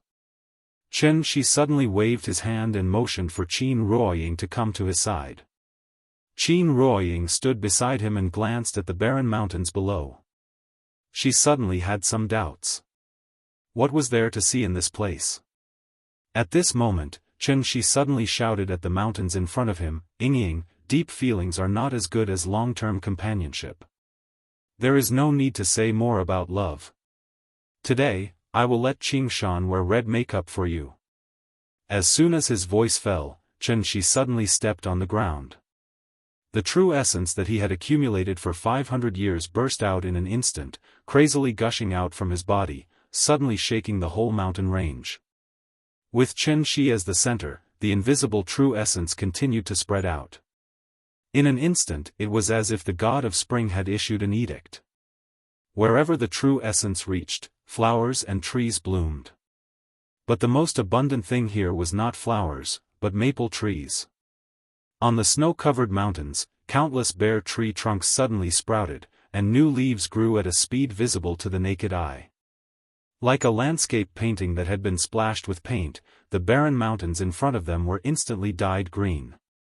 Following that, the green turned to yellow, then red, until the forest was dyed with layers of green and gold.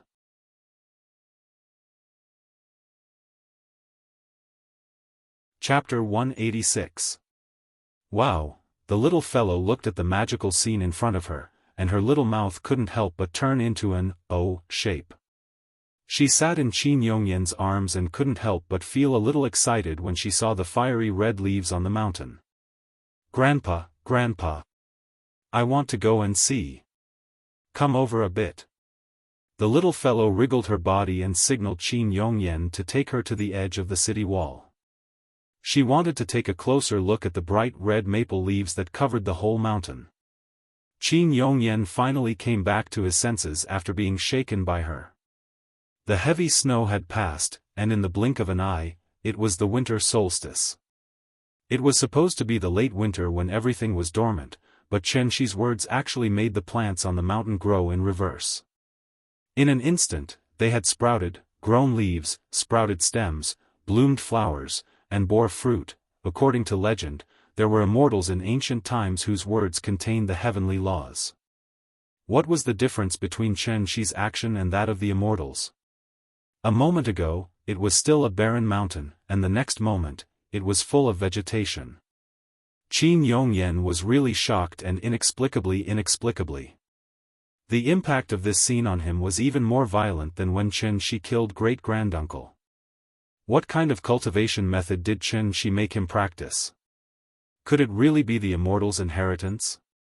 After this period of cultivation, Qin Yongyan was about to step into the late stage of qi refining, so his understanding of immortal cultivators was much deeper than before.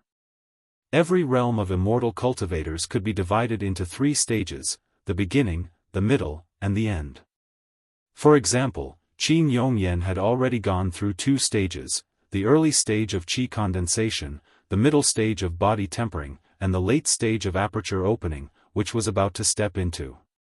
Once all the apertures were opened, then he could step into the second major realm of immortal cultivation, foundation establishment. It was also because of this that there was a huge gap between the early stage of golden core and the middle stage of golden core. Thinking of this, Qin Yongyan couldn't help but frown and silently glance at his son-in-law several times. He was now a little curious, what was Chen Shi's cultivation level? Just as Qin Yongyan was blindly pondering, the little fellow in his arms suddenly giggled. The child didn't understand so much. She only knew that the scenery in front of her was very beautiful, so she wrapped one arm around Qin Yongyan's neck and pointed at the maple leaves below the city wall with the other hand. She kept muttering that it was so beautiful. The mountain full of maple leaves facing the morning sun, the green mountain for you in red makeup. Chen Shi's ceremony was so shocking that Qin Ruoying held her lover's hand tightly and didn't come back to her senses for a long time. Due to the presence of his father-in-law, Chen Shi did not do anything too intimate. He gently squeezed Qin Ruoying's delicate hand, then turned to look at his lover and asked with a smile, "What do you think? Do you like it?" The cold winter wind whistled past. Qin Ruoying's red lips slightly opened as she muttered, "I like, as long as you like it." Chen Shi smiled and didn't say anything else. It was just as he had said. Deep feelings were not as good as long-term companionship. This was the truth of the world. 20 minutes later, the family of 4 left the Great Wall. At this time, many local residents who heard the news had gathered at the ticket office at the foot of the mountain, ready to go up the mountain to see what was going on. This place was 1,000 meters above sea level. Even if it was a sunny day, the temperature was far below 0. The mountain full of maple trees bloomed in this season of frost.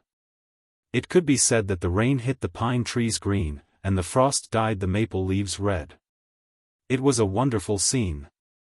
If nothing unexpected happened, this supernatural phenomenon would cause a sensation in the country in half an hour, and even attract the attention of foreign media. There was no ceremony, no guests, and even the most common bowing to heaven and earth, then to parents, and then to husband and wife. Chen Shi naturally called out, "Dad," which made Qin Yongyan and Qin Ruoying laugh. The little girl didn't know why her mother and grandfather were so happy, but when she saw that they were happy, she was also very happy. She lay on Qin Yongyan's shoulder and kept giggling. When they went home, the family of 4 didn't go directly home. Instead, they went to Quanzhou to treat the little girl to a meal of authentic Shangjing roast duck. When it came to eating roast duck, the duck leg was obviously the child's favorite part. In order to make it easier for the little girl to eat, Qin Ruoying specifically told the waiter not to keep the duck leg for her. After the dishes were served, the little girl proudly held a duck leg in each hand and gnawed on it until her mouth was full of oil. Today, the 2 brothers weren't around. The little girl bit the duck leg and suddenly remembered her other little friend, Big Cat. Recently, the little girl didn't disturb the big cat, so it was happy to be free. Moreover, it was allowed by Qianxi to stay at home and practice all day long like Qin Ruoying. It didn't even need to go out. It was very leisurely all day long. They were sitting in a private room with a TV in it.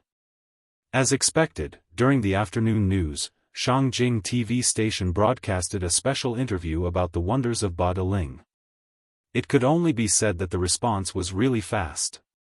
They even specially invited 2 professors from Tsinghua University, a botanist and a meteorologist. Perhaps it was because some departments had informed them in advance, so the 2 experts explained the reasons for the audience in front of the TV from a scientific point of view. Seeing this, Qin Ruoying knocked on Qianxi's bowl with his chopsticks. It seemed that he wanted Qianxi to see what he had just done. Qianxi smiled and didn't take it to heart. The movement he made seemed spectacular, but in fact, it could only last for a short period of time. At the latest, the flowers and trees would all wither and go dormant the day after tomorrow. They would only be rejuvenated when spring came. Compared with the Taklamakan Desert becoming an oasis, it was simply dwarfed. Just take it as a warning to the people of the country in advance. If they saw any strange scenes in the future, they wouldn't be so surprised. After lunch, the family returned to the courtyard. The little girl specially left a duck leg for the big cat. As soon as she got home, she rushed to the main hall. Big cat! Big cat! Where are you? I'll treat you to a duck leg. Meow, the sound came from the roof. The little girl looked up and found that the big cat had actually jumped onto the roof beam. As soon as it saw the duck leg in the little girl's hand, it immediately jumped down from the roof beam and then circled around the little girl, wagging its tail. This guy was also a foodie. The duck leg was cold, but it didn't mind at all. Eat slowly. I'll give it all to you. The little girl touched the big cat's hair and said to it earnestly. Qianxi stood in the courtyard. After hearing what the little girl said to the big cat, he couldn't help but shake his head and laugh.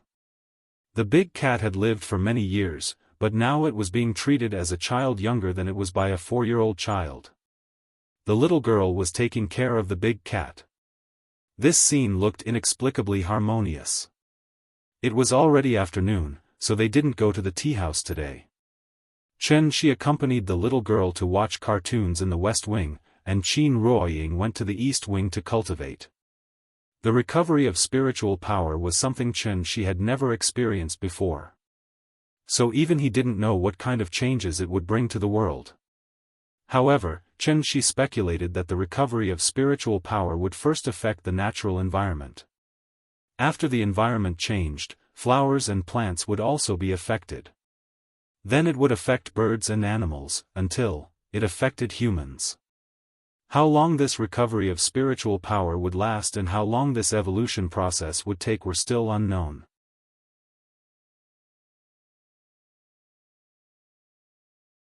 Chapter 187. There was nothing to talk about these days. In a flash, it was the beginning of January. There were 3 hottest days in summer and 3 coldest days in winter. The third 9 days after the winter solstice was also the coldest time of the year. Because it was winter, ice had already formed in Hohai before the end of the 3rd and 9th day. Now that the lake was frozen, the anticipated ice skating rink was about to open. This was a big event that would be on the news. After the news was broadcast, Hohai, which was deserted a few days ago, finally ushered in the most lively time of the winter. After breakfast, Qianxi had just walked out of Dongming Alley with the little fellow when a burst of lively noise came from afar. Just like going to the countryside to go to the market, the father and daughter turned the corner and came to the street outside the tea house, only to find that a lot of people suddenly appeared on the lakeside of Hohai. As the holy land of skating in the eyes of the old Shangjing people, once the Shikahai ice rink opened, even if they lived outside the 3rd ring road, they would still come to play. This was the feeling. Because they were poor in the past, there were not so many entertainment projects. Swimming in summer and skating in winter naturally became the first choice of entertainment for the people. The little fellow was stunned. When they left yesterday, there was not even a ghost here. How did this place become as lively as a market in just one night? Looking around, the lakeside of Hohai was already full of red lanterns, and very festive music was playing in the ice rink. It was as if there was going to be a festival, and the atmosphere was very festive. It was now 9:00 in the morning. When the father and daughter walked into the tea house, the ice rink was not open yet, so most of the people were concentrated on the streets on both sides of the lake. The staff of the Sports Bureau, the Public Security Bureau, the Safety Supervision Bureau and other departments were conducting ice testing inspection on the Shikahai ice rink. After the inspection, the Shikahai ice rink could officially open for business. Xianxia had just hung the "Open for Business" sign when two young people with ice skates came in. "Boss, 2 cups of vegetarian tea." The ice testing inspection generally took about 2 hours. The young people did not want to stand outside in the cold wind, so they came in. There was heating in the tea house, so it was very warm and comfortable as soon as they came in. In addition, Xianxia would light an incense when he had nothing to do, so the smell in the tea house became very good, so it gave people a feeling that they did not want to go out again. Because he had to boil the water, it took him nearly 20 minutes to brew the first pot of tea. Just as he delivered the 2 cups of tea to the young man, the tea house welcomed a new customer. There were 5 or 6 guests, men and women, old and young. It was obvious that they were a big family. This was the earliest day of business since Xianxia took over the tea house. It could only be said that the peak season came too suddenly. The little girl sat in the children's playground, looking at the guests who kept coming in. Her little face was full of surprise. She was very sensible. When she saw that Xianxia was alone, he had to greet the guests and pour tea for them. The little fellow took the initiative to run to Xianxia's side. She raised her head and said sweetly, "Papa. Let me help you." "Good girl." Xianxia smiled and stroked the little fellow's head. Then, he handed a cup of green tea to her and said, "Come on, give it to that uncle, and then to sister. Be careful, don't fall." Yeah. The little fellow nodded like she was pounding garlic. Then, she carefully took the teacup in Xianxia's hand. Because she was afraid of spilling the tea, the little fellow straightened her back and her whole little face became serious. The guests were a young couple. After the little fellow put the teacup on the guest's table, she smiled sweetly and said, "Uncle, have some tea." The young man, who was estimated to be in his 20s, was stunned by her calling him uncle. Before he could come back to his senses, the little girl had already run back to the bar counter and brought over another cup of tea. "Sister, have some tea." The 2 guests were obviously a couple. As a result, the little fellow called the man uncle and the woman sister, which immediately made them laugh. "This child is so cute." "Yes, why don't we have a child?" "Get out." The guests came one after another without stopping. So, just after 10:00, the tea house was already full. The little fellow sat on Xianxia's lap and put her head on the bar. Her big round eyes kept scanning the tea house lobby in front of her, and she couldn't help giggling. "Papa. Business is good today." The business was good, and the little fellow was very proud, so she didn't go to the children's playground today. Instead, she sat at the bar and waited for the guests to greet her. Whenever she heard a customer shouting for more water, the little girl would run over with a small water bottle in her arms. To her, this kind of menial task of pouring tea was more fun than stacking blocks. According to his usual habits, Gu Lao usually came to the tea house after 11:00. It was estimated that he also knew the news of the opening of the Shikahai skating rink today, so he came much earlier than usual. As soon as the 2 brothers entered the door, they were immediately stunned by the lively scene in front of them. Here. As soon as she saw her friends coming, the little fellow excitedly waved to the two brothers. There were no seats in the tea house, so Qianxi asked Gu Lao to sit behind the bar, and the three little guys went back to their exclusive children's playground. About half an hour later, someone suddenly shouted, "The ice rink is open." This sentence was like throwing a match into a pile of explosives, causing a violent reaction in an instant. The guests asked Qianxi to pay the bill. As soon as he reported a number, before he walked out of the bar, the guests had taken the initiative to give him the money and then quickly walked out of the tea house.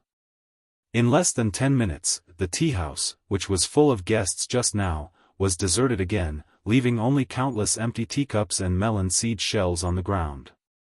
Seeing this, Gu Lao called out the three little guys and then arranged work for them.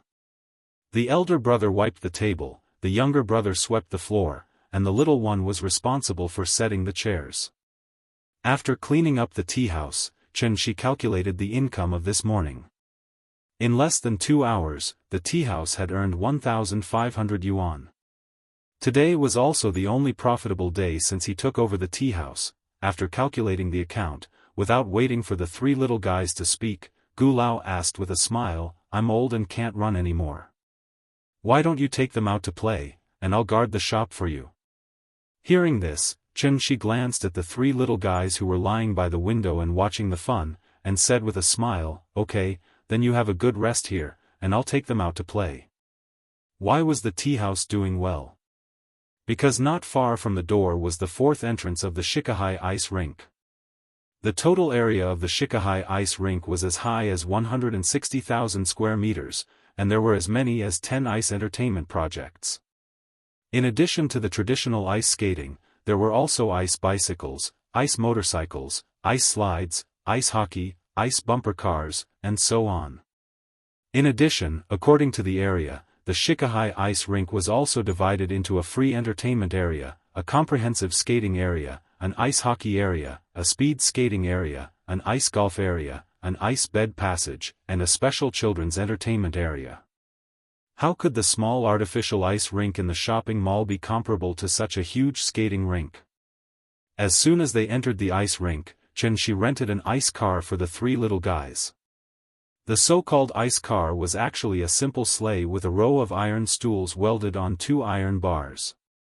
Qianxi sat in the front, and the three little guys sat behind him. After shouting, "Take off," Qianxi took 2 thin iron bars and kept drawing on the ground. Just like a boatman paddling, as he slid hard, he suddenly pulled the three little guys on the ice.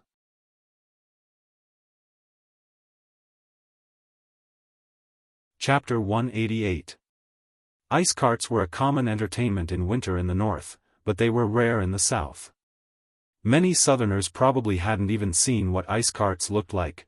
The so-called ice carts were actually invented to allow people who didn't know how to skate to experience the fun of ice skating. The three little guys played for a while. When they saw people constantly passing by them on ice skates, their interest was aroused. Thus, they were no longer satisfied with the ice carts and clamored for Qianxi to teach them how to skate. Learning to skate was actually similar to learning to swim. Some people could learn it in an hour or two, while others couldn't learn it in a week or two. Seeing that the three little guys were so enthusiastic, Qianxi couldn't persuade them, so he rented 3 pairs of ice skates for them and took them to the skating area. Ice skates were a very magical thing in the eyes of the little guy. After Qianxi helped her put on the skates, she couldn't help but touch the ice skates under the skates. Then, she kicked her little feet and scraped a layer of ice on the ground with the ice skates. Looking at her smug look, she was probably very happy in her heart. After Qianxi drove the ice carts to the skating area with the 3 little guys, the little guy eagerly wanted to get off the ice carts. Newborn calves were not afraid of tigers. The little guy didn't care so much and wanted to stand up directly when she stepped on the ice. Children who were just over 4 years old could suddenly fall down while walking on the road, let alone on ice. Sure enough, just as the little guy stood up from the ice carts, her right foot suddenly slipped and her small body suddenly fell backward. At such a critical moment, naturally, he had to act as a father. Qianxi was also prepared. As soon as the little girl fell down, he had already reached his hand behind the little girl's back and helped her stand up again. This scared the little guy. After holding Xianxi's arm and standing firm, she didn't dare to let go. Trying to scrape her feet on the ground twice, the little guy shouted at Xianxi with a frightened face, "Papa! I can't stand up." Before Xianxi could reply, the brother sitting on the ice carts immediately responded, "Grandpa said that ice is very slippery. That's why we can't stand on the ice. You have to hold on to something." The two brothers grew up in Hohai, so they had come here to play a long time ago. However, at this time last year, they were only 3 years old. It was obviously impossible for Gu Lao to teach them to skate. The two brothers had been longing for ice skating for a long time. Looking at her brother's serious face, Xianxi couldn't help but laugh. "Come, Nian Nian, come here. Daddy will support you." After holding the little fellow's hand and standing on the ice, Xianxi slowly dragged her to his side. Then, he turned to the brothers and said, "You two stay in the car. Uncle will teach your sister how to skate first, okay?" "All right." The two brothers nodded and then sat on the ice carriage obediently, watching the little guy carefully step forward under Xianxi's guidance. Skating was actually a kind of muscle memory. No matter how good a skater was, if they hadn't skated for decades, they might fall when they stepped on the ice again. Children learn things very quickly. Under normal circumstances, Xianxi should be able to teach the little fellow to skate in an afternoon. However, because there were still two brothers waiting in line, Xianxi could only give the little fellow a cheat. He first let the little fellow try to learn how to stand on the ice. Then, the little fellow raised her hands and let Xianxi hold her hands from above. With Xianxi's help, the little fellow quickly adapted to the feeling of standing on the ice. After she adapted, Xianxi said softly, "Nian Nian, be good. Daddy will support you. Slowly move forward. Look, just like that, uncle, move." Although her father was next to her, the little fellow was still very afraid that she would suddenly fall. Xianxi held her hand and patiently encouraged her several times. Then, the little fellow carefully tried to take a step forward. "Very good. Now we have to learn from that uncle and let ourselves float." In the eyes of outsiders, they were a pair of father and daughter who were learning to skate.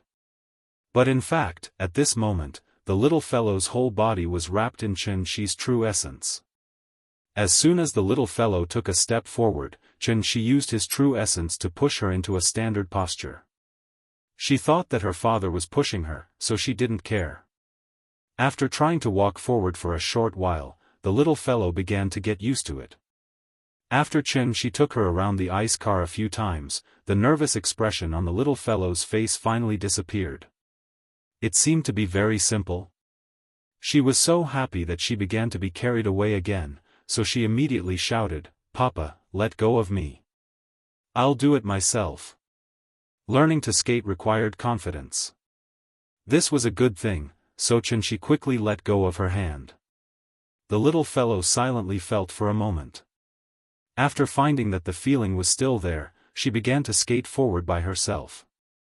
At first, she walked very slowly, probably because she was afraid that she would fall. But under the guidance of Xianxi's true essence, the little fellow found that no matter how she walked, she would not lose her center of gravity. So she took a step forward and directly ran on the ice. It was not right to say that she was running, because she was using a standard posture. Her body was slightly bent, her center of gravity was shifted forward, and she kept stepping on the ice to move forward. In fact, she was now like learning to ride a children's bicycle. Because the rear wheel was equipped with 2 balance pulleys, no matter how fast she rode, the bicycle would not overturn. Oh, the two brothers who were watching by the side had such expressions on their faces. Looking at the little fellow who was flying on the ice, they were completely stunned. Was learning to skate really so easy? How long had their sister been learning? How could she run so fast? Thinking of this, the elder brother stood up from the ice car excitedly, ready to learn by himself. However, he was the same as the little fellow at the beginning. Just as he took a step forward, his whole body suddenly fell backward. If it wasn't for Xianxia pulling him back in time, it was estimated that her brother would have fallen hard. "Come, don't worry. Uncle will teach you." Little by little, Xianxia held the elder brother in one hand and the younger brother in the other.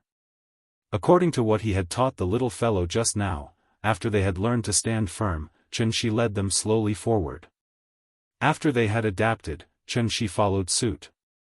He wrapped them with true essence and let them skate by themselves. In less than half an hour, the three little fellows, who could not even stand firm at the beginning, were now able to run unscrupulously on the ice skating field. Of course, their flying state was fake. They were just cheating. Xianxia used true essence to correct their movements. After they formed muscle memory, the three little fellows really learned to skate.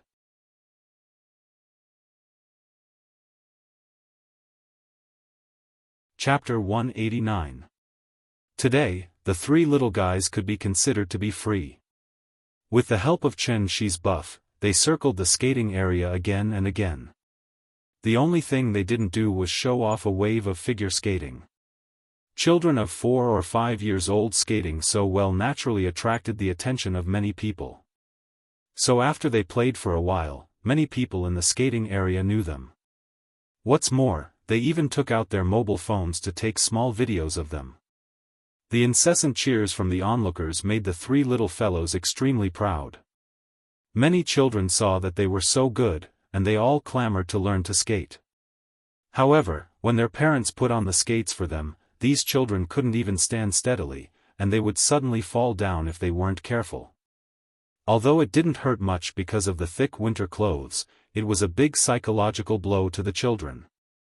Why can others run so fast, but they can't even stand? Seeing others in such a sorry state, the three little guys were very proud, and their self-confidence was about to burst. Among the children in the world, they were the smartest. It was rare to see the three little guys so proud, so Xianxia didn't expose them, but let their self-confidence inflate. However, there was an obvious drawback to this. That was, the three little guys were so immersed in playing that they didn't even want to eat lunch. Under Xianxia's repeated shouts, they reluctantly skated over, and then returned to the tea house to prepare for lunch. With the opening of the Jianghu skating rink, the nearby shops would also welcome the peak season. The tea house's business was really good today. Many guests who were tired from playing in the ice rink would go to the tea house to sit and rest for a while. This was only the first day of the ice rink's opening, so although there were many people, it was far from the peak. In a few days, when it was winter 39th, the Jianghu skating rink would really usher in the peak of the flow of people. At that time, the tea house would probably be full all day. The so-called 3 years of not opening, but opening to eat for 3 years, is probably the meaning of this. After lunch, the three little guys clamored to go out to play again. They were so energetic that they didn't seem like 4 or 5 years old children. Xianxia wanted them to take a rest, take a nap in the tea house, and go out to play in the afternoon. But the three little guys didn't agree at all. The little fellow even ran behind Xianxia and pushed him from behind, trying to push him out of the tea house. The two brothers each held one of his hands and insisted that Xianxia take them to the ice rink to play. Since she was already acting like a spoiled child, Xianxia had no choice but to agree. Just as they were about to head to the ice rink again, an old acquaintance entered the tea house. It was still Xiao Yuan. But today, she came alone. She was also dragging a suitcase.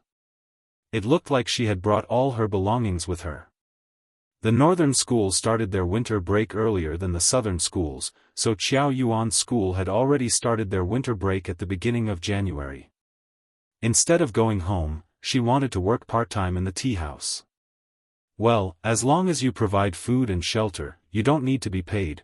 Xianxia's family didn't seem to be short of money, so Xiao Yuan wanted to thank Xianxia in this way. In this regard, Father Qiao didn't have any objections.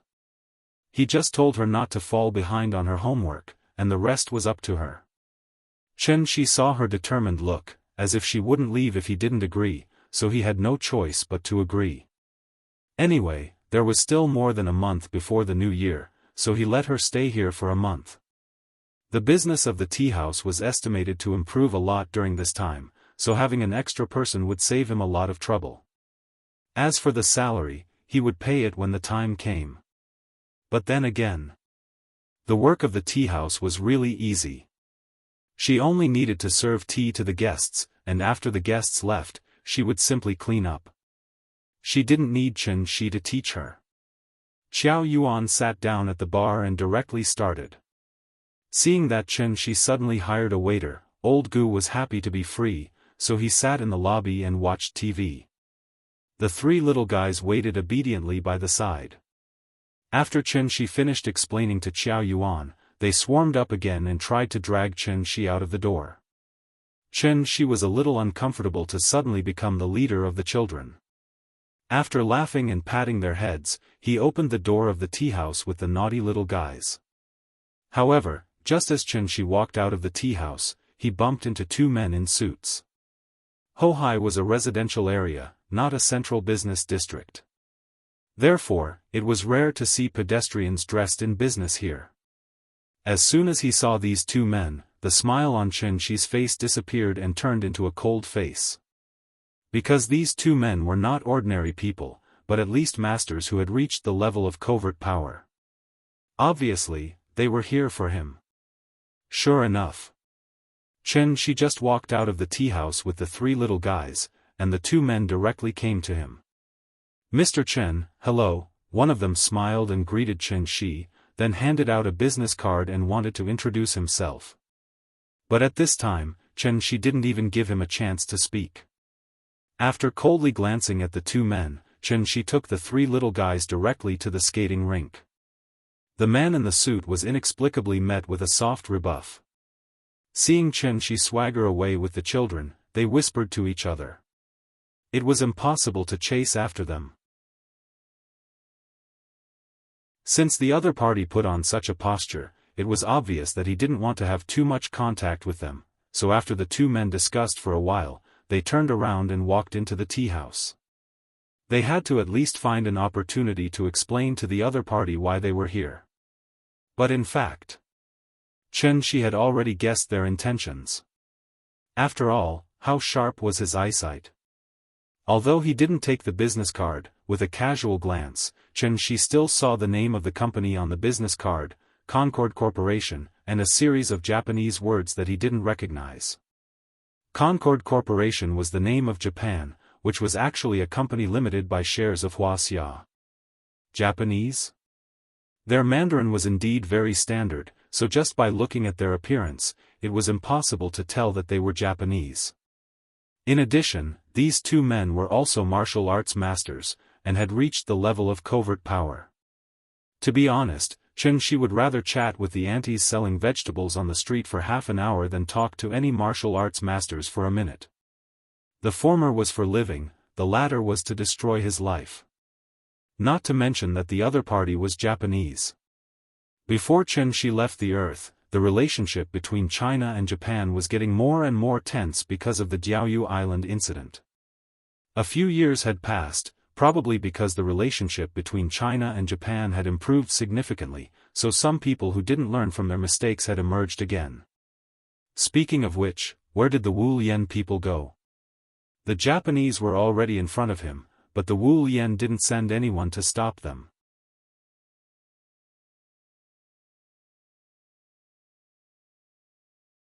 Chapter 190. Chen Shi didn't take the two Japanese seriously at all. They were merely at the peak of concealing power. They couldn't even beat the big cat. Naturally, they were nothing to worry about. In the afternoon, the three little guys were not so enthusiastic about ice skating. Children were a little bit fond of the new and tired of the old. Perhaps because they thought they had learned it, after playing for a while, they began to wander around and came to the ice hockey area. Ice hockey was a recently popular ice game in Shangjing. This game was born 300 years ago during the Qianlong period, flourished during the Republic of China period, and gradually disappeared in the 1980s and 1990s. A few years ago, after the successful bid of the Winter Olympics in Shangjing, this long-established ice sport with both competitive and recreational characteristics, was promoted by the government and flourished in Shangjing again. The game of ice hockey was very similar to curling, but more competitive. The field was a rectangle of 12 meters long and 2 meters wide. One end was red, the other was blue. The center of the field was a circular scoring area. The game was very simple. Each side had 5 balls. The red team started first. Like curling, they pushed their red ball to the center of the circular area and occupied the most central position. When it was the blue team's turn, except for the first ball that couldn't hit the red team's ball, the other 4 balls could hit the red team's ball. Because the friction on the ice was very small, the ice ball could slide far away if it was hit slightly. The core of the game was to hit the opponent's ball and let your own ball stay in the central scoring area. After the 5 balls were hit, the score was calculated according to the scoring area occupied. Whoever had the highest score would win. It's like playing marbles. Simple. I know how to play. After Xianxia briefly explained the game to the 3 little guys, they immediately jumped up in excitement. She was now a master of marbles, and the 2 brothers played with her more often than not. After listening to Xianxia's explanation, the little guys suddenly felt that this game was similar to marbles. They couldn't help but be eager to try. The ice hockey area was very large, and many fields had been drawn on the ground. Xianxia took them to randomly choose a field, and the 3 little guys used rock-paper-scissors to decide who would play first. Rock-paper-scissors had never been the elder brother's strength, so he lost without any suspense. The little guy and the younger brother played first. She was on the red team, so she started first. How could a child know so much? So the little guy didn't even consider how much strength he should use. He kicked the red ball right in front of his younger brother, which made the 2 brothers laugh out loud. Xianxia shook his head as he watched. The little fellow pouted, looking unhappy. Seeing this, Xianxia squatted beside her. After reaching out and pinching her little face, Xianxia said to the little fellow, "Nian Nian, this is ice. Ice is very slippery, so you have to be gentle and control your strength. Let the ball just slide to the middle." As he spoke, he gently pushed out a red ball as a demonstration. The red ball stopped at the center of the 5-point zone. The little girl was so shocked that she opened her mouth and clapped her hands excitedly. "Papa is so awesome! Papa is so awesome!"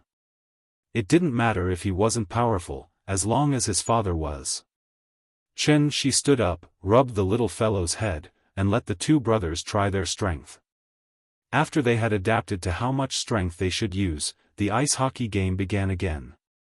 The reason why this game could become popular overnight was mainly because it was easy to learn and could be played by men and women, old and young. The 3 little guys had experience playing marbles, so they learned it at once. Seeing that they were playing back and forth, Xianxia watched the game with a smile. There were too many entertainment projects in the Shikhai skating rink.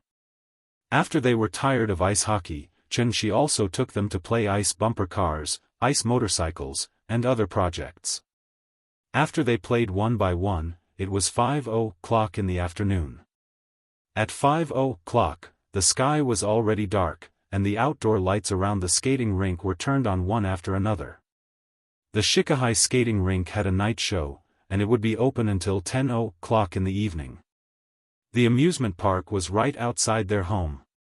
For the children, what could be happier than this? The 2 brothers had already played overtime today. It was estimated that they were also afraid of being scolded by their grandpa, so when they heard Xianxia say that it was time to go back, they immediately stopped, and then took the initiative to take the little fellow, who was still unwilling to leave, out of the skating rink. When Xianxia returned to the tea house with the 3 little guys, there were still several tables in the tea house. Xiao Yuan also did her duty as a waiter. As soon as she saw Xianxia enter the door, she quickly ran over, handed him the business card, and said, "Boss, 2 guests just left a business card for you, saying that they want to talk to you. They hope you can call them back." "Okay, I see." Xianxia nodded. After taking the business card, he didn't even look at it and directly threw it into the trash can next to him. Seeing Qiao Yuan's surprised face, he didn't explain.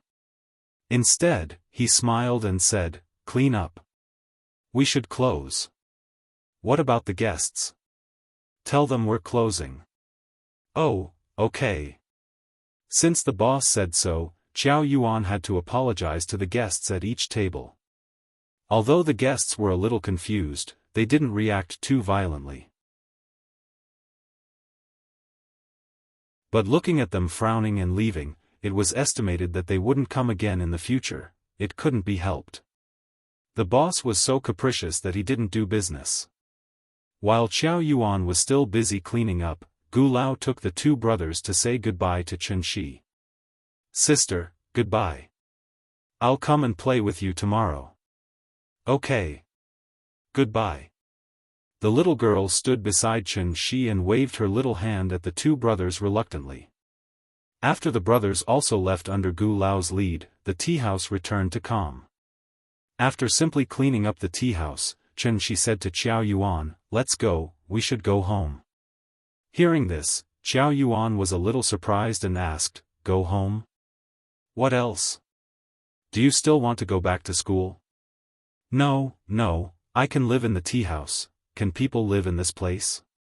"Let's go, there are many empty rooms in the courtyard. You can live in one." Qiao Yuan was still hesitating. But at this time, the little fellow suddenly grinned and said, "Sister, stay in our house. Our house is very big. We can play hide and seek." Perhaps the little fellow's persuasion had worked. So after thinking about it, Qiao Yuan nodded heavily and said, "Then I'll bother you." "It's okay, let's go." The tea house was closed, but the Shikahai skating rink opposite was still very lively. The little fellow lay on Xianxi's shoulder and kept turning her head to look at the tourists inside. Looking at her little eyes, she probably wanted to go in and play for a while. Qiao Yuan pulled the suitcase and silently followed behind the father and daughter. Passing through Dongming Alley, just as she walked into the courtyard, she was shocked by the spacious courtyard in front of her. To have such a big courtyard in Shangjing, the boss's family was really rich. Xianxia didn't know what Qiao Yuan was thinking. He just stepped into the front yard with Qiao Yuan, and the door of the east wing was pushed open. Then, Qin Xueqing came out of the room.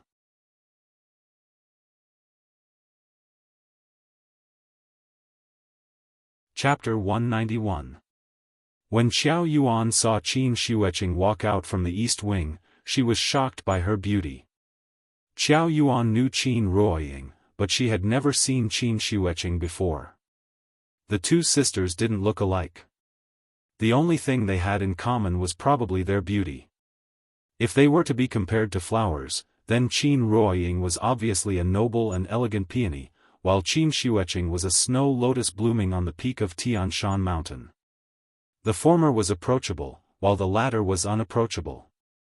Compared to them, Qiao Yuan was like the most common wild chrysanthemum by the roadside. Her sister-in-law's aura was too strong, like a sword that was about to be unsheathed at any time. That scared the little girl. Even though Xianxia didn't turn around, he could feel the uneasiness coming from Qiao Yuan. Therefore, after a simple greeting to Qin Xueqing, Xianxia brought Qiao Yuan directly to the west wing. There were 3 rooms in each wing, but the middle one was slightly bigger than the other 2. "You can stay here.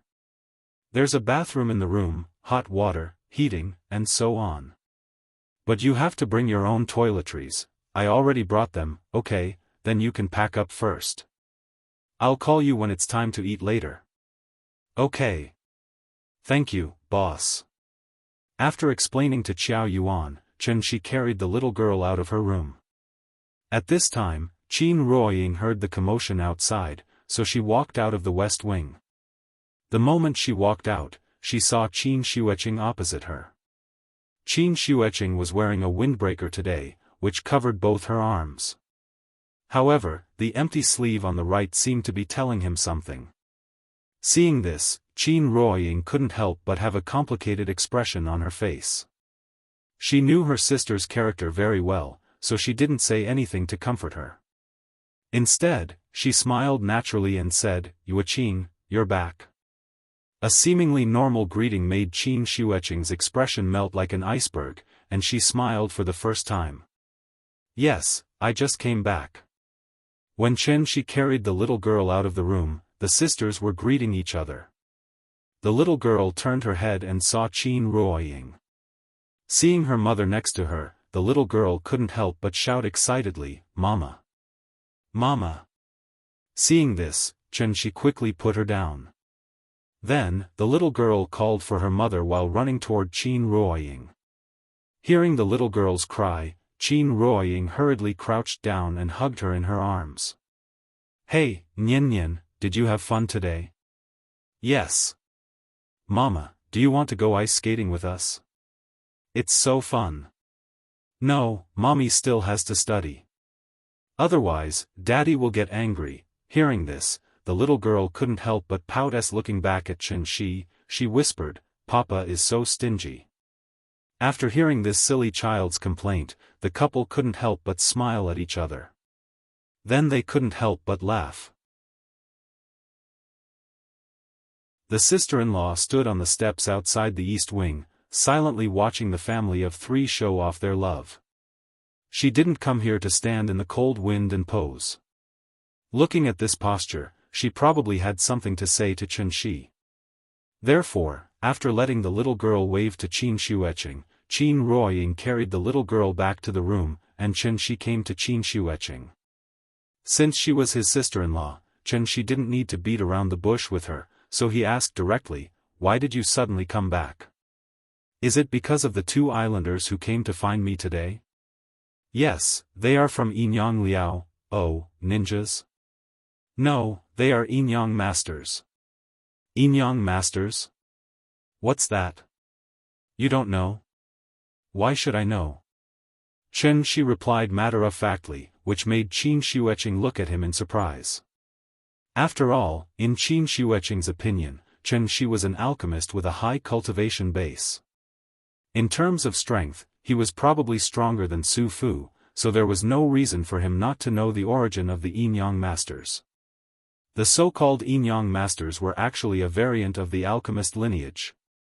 Legend had it that after Su Fu left with 3,000 boys and girls, because he couldn't find the immortal medicine and was afraid of being punished by Qin Shi Huang, he simply fled to Japan to reproduce and become the divine emperor of Japan.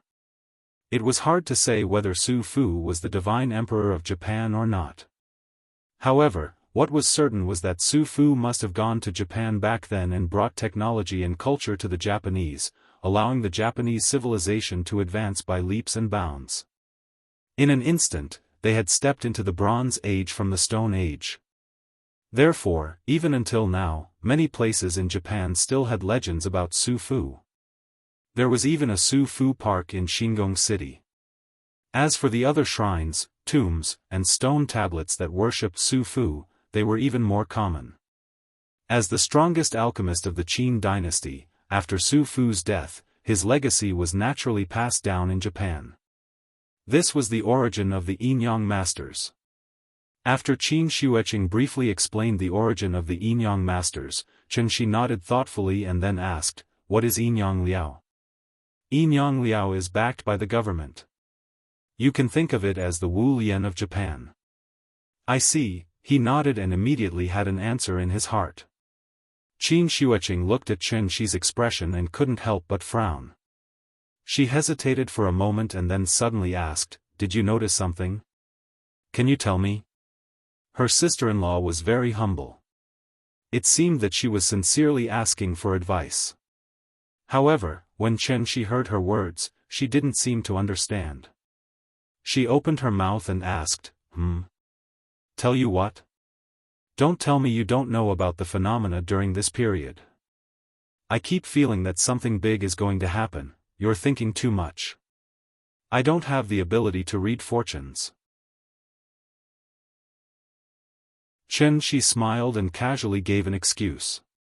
Qin Wanqing would only be able to sense the spirit qi of heaven and earth when she reached at least the latter stage of qi refinement, which was the aperture opening state. The spirit qi revival wasn't the end of the world. It wouldn't be like the outbreak of the biochemical virus that caused monsters to run rampant. For mortals, the spirit qi revival only made their body condition better. The ones who were truly affected were martial artists and necromancers. Especially the latter. Xianxia hadn't come into contact with the inheritance of necromancers, but from Qin Xueqing's description, the direction of necromancers' cultivation should be somewhat similar to that of immortal cultivators. It was probably because the spirit qi on earth was too sparse, so the celestial being was the limit of necromancers. The so-called cultivation was actually more like evolution. The environment would limit the evolution of creatures. For example, the temperature during the Cretaceous period was 9 to 12 degrees higher than now, and the oxygen content of the atmosphere was several times higher than now. These conditions were conducive to the growth of creatures, which was why prehistoric creatures could grow so huge. Even insects at that time grew bigger than humans. Why didn't Xianxia seize the time to cultivate? It was because in the current situation on Earth, the celestial being was the limit. He could slowly recover his strength through accumulation, but if he wanted to go further, it was almost impossible. Unless...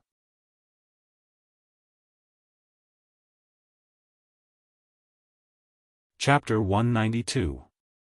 Earth became the heavenly jade realm. It sounded simple, but in reality? No matter how fast the recovery of spirit qi was, it was obviously impossible to turn a planet in the age of chaos into a holy land for cultivation in an instant. This was a process that had been accumulating over time. As for how much time this process would take, no one could say for sure. Some time ago, Xianxia made such a big commotion in Meimen that many people knew of his existence. A celestial who did not belong to any organization and suddenly appeared out of nowhere naturally attracted the interest of all forces. Therefore, Enyang Liao of Japan tried to contact Xianxia and tried to extend an olive branch to him. Those two Japanese were Japanese businessmen who were doing legitimate business in Shangjing, so Wu Lian could not take any coercive measures against them. Wu Lian naturally would not sit back and do nothing. Therefore, he hurriedly called Qin Xueqing back, wanting to observe Xianxia's attitude through her. After all, at the level of a celestial, the concept of a country was already very vague.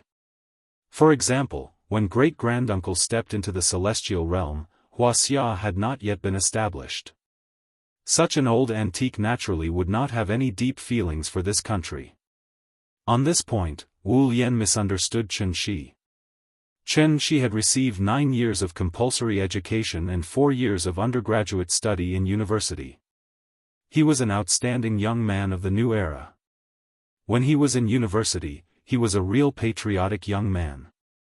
Xianxia had always believed that one should not forget one's ancestors, so even if he went to Heavenly Jade for 500 years, after coming back, he did not do anything illegal. Well, Zhao Yuan's matter did not count. Qin Xueqing was very dissatisfied with Xianxia's perfunctory response. She frowned slightly, looked deeply at Xianxia, and then said coldly, "If you don't want to say it, then forget it." After that, Qin Xueqing turned and went back to the east wing. It seemed that sister-in-law was angry. Xianxia shook his head helplessly, then turned and walked to the kitchen. He still had to make dinner for the little fellow. It was not that Xianxia was deliberately keeping her in suspense. It was just that with Qin Xueqing's current cultivation level, she really could not understand the recovery of spiritual energy. If he wanted her to understand, Xianxia would have to explain the existence of cultivators to her in detail. Instead of going through so much trouble, he might as well let his sister-in-law cultivate on her own. In any case, she would be able to step into the foundation establishment stage very soon. When that time came, she would naturally be able to clearly sense the changes in this world, as well as the effects of spirit qi on cultivators. Why is Enyang Liao from Japan looking for Xianxia? It was all because he had exposed his strength in Maimon, allowing many major powers to discover the existence of a celestial. The so-called celestial being was probably between Foundation Establishment and Gold Core. Because he had not condensed his Golden Core, he had only just broken through the Foundation Establishment stage and touched the threshold of the Golden Core stage. Regardless of whether he was a martial artist or a necromancer, as long as he reached this stage, he must have accumulated enough vital essence and opened up all the apertures in his body. At this stage, he already had a certain understanding of the heavenly Tao, so he only needed to take one more step forward to condense the three flowers, refine his golden core, and truly step into the golden core stage. Although the celestial being was powerful, for them, the earth was a boundless desert. They stood at the highest point in the world, only to find that they were lost in the desert. They could not find the direction and did not know where they should go. The recovery of spiritual energy was like an oasis that suddenly appeared in the desert, guiding them in the direction to continue moving forward. Forward. Forward again. The Pure Land was in front of them. Large-scale organizations with national backgrounds like Wu Lian and Yinyang Liao must have celestial being in charge. In the past, the celestial being could not find the way and could only wait for death silently. Now that there was a way, the little mind that had been dead for a long time naturally became active again. Strengthen your own strength and prepare for the coming great era. This was the awareness that every large organization should have. Therefore, a wild crane like Chen Shi became a delicious cake in the eyes of various forces. During dinner, Chen Shi called a few times, but his sister-in-law did not come out. She was probably angry. Therefore, Chen Shi no longer cared about her. Anyway, she would naturally know to go to the kitchen to find food when she was hungry. There were guests today, so the little fellow was very enthusiastic. After seeing Qiao Yuan enter the room, she went to Qiao Yuan's side and kept talking to her. Qin Ruoying asked her to sit down and wait for dinner. But at this time, the little fellow jumped down from the chair like a wisp of smoke. Then, she eagerly ran to get a bowl of rice for Qiao Yuan. After handing the bowl to Qiao Yuan, the little fellow laughed and said, "Sister, eat. Papa's cooking is delicious." She usually lived a life of stretching out her hands and opening her mouth, but today she took the initiative to take care of the guests. Her performance was really good. Therefore, Qin Ruoying rubbed the little fellow's head and praised her generously. Nian is so obedient and sensible. After hearing her mother's praise, the little fellow was obviously a little embarrassed. She sat in the chair and fidgeted a few times. Then, as if to hide her shyness, she suddenly clapped her hands and shouted, "I'm hungry. I want to eat." "Okay, okay, okay. You eat first." Chen Shi brought the last dish. As soon as he entered the door, he heard the little fellow's muttering, so he rubbed her head and put the plate in front of her. This was the little fellow's favorite golden lion head. Each of them was as big as a steamed bun. When placed on the plate, they constantly emitted a fragrance. She did not hesitate. After picking up the spoon and forking a piece, she directly opened her mouth and took a bite. The mellow meat and juice poured into her mouth, and the little fellow was so happy that she kept nodding her head. "Papa, delicious, delicious." After swallowing the food in her mouth, the little fellow patted Qiao Yuan and said excitedly, "Sister, try it. My papa made the lion head. It's delicious." Seeing that Qiao Yuan was still a little reserved, Qin Ruoying said to her with a smile, "His cooking is really good. Do you want to try it?" Hearing this, Qiao Yuan picked up the chopsticks and said embarrassedly, "Okay." She picked up a piece of lion head and took a small bite. She did not eat as much as the little fellow. But after eating, Qiao Yuan's eyes lit up and she said in surprise, "It's delicious. Boss, your cooking is so good. If you open a restaurant with this skill, I guess you'll have to wait for at least 3 hours outside. Eat more if it's delicious. Don't be shy." "Well, thank you, boss." The boss's family were all good people. After a short time together, Qiao Yuan completely relaxed. After dinner, she took the initiative to play with the Barbie doll with the little fellow. She was originally a student of Beijing Normal University. If nothing unexpected happened, she should become a glorious teacher after graduation. Looking at the lively and cute little fellow in front of her, Qiao Yuan suddenly had an idea in her mind. Maybe she could consider being the tutor of the little fellow?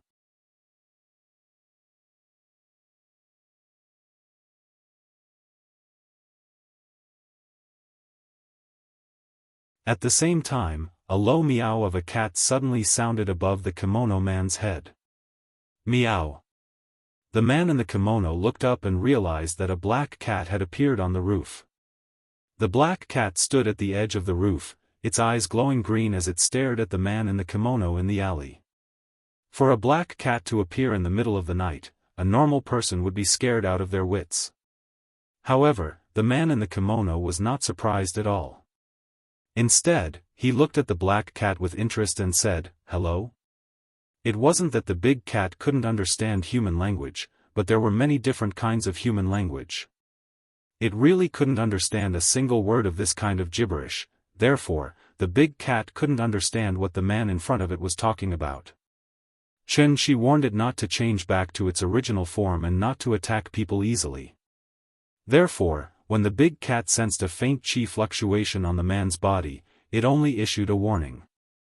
Then, it laid on the roof and put on a defensive posture. The courtyard was its territory. As long as the man didn't step in, the big cat naturally wouldn't care about him. The big cat issued a warning, but the man in the kimono didn't seem to understand. Instead, he smiled and waved at the big cat. Then, he stepped on the steps outside the gate. Meow. Seeing this, the big cat suddenly felt as if someone had stepped on its tail. All the hair on its body stood on end, and its figure suddenly jumped down. Its speed was extremely fast. It jumped down from the sky and almost instantly pounced in front of the man in the kimono. The claws of felines could be retracted. When they weren't hunting, they would retract their claws into their fleshy palms. This was because it effectively prevented the claws from being worn out and at the same time, prevented them from hurting their own kind. The big cat looked fierce, but in fact, it didn't extend its claws. This was because it was only trying to intimidate the other party and scare him away.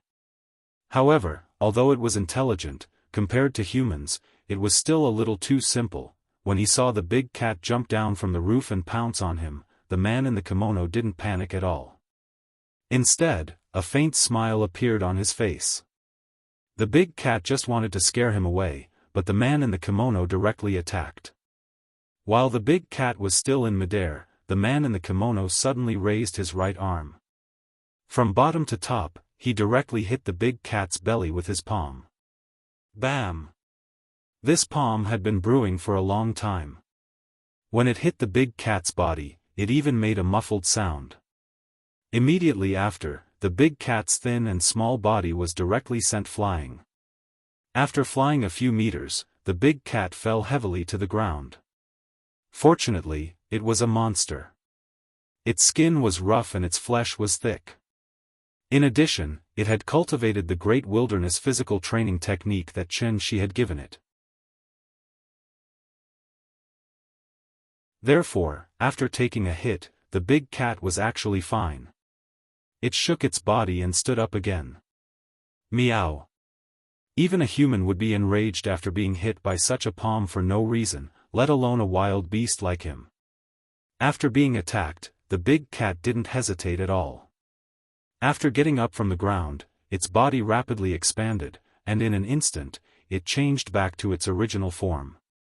The big cat's body didn't become bigger to scare people, but to increase its combat power. Monsters could only rely on themselves. Therefore, in theory, the bigger their body, the stronger their combat power. Seeing the black cat in front of him turn into a black panther whose body was comparable to a fierce tiger's, the man in the kimono wasn't surprised at all. Instead, he smiled and said, "Yori yori." Just as he was putting on the airs of an expert, the big cat had already turned into a black shadow and pounced towards him again. This time, the big cat really treated him as prey. Although the man in the kimono had succeeded in his attack, when he saw the big cat pouncing on him again, he didn't let his guard down. Instead, he suddenly put his palms together in front of his chest and instantly formed several hand seals. Yori yori yori. Yori yori yori, if translated in Wuxia, it would be.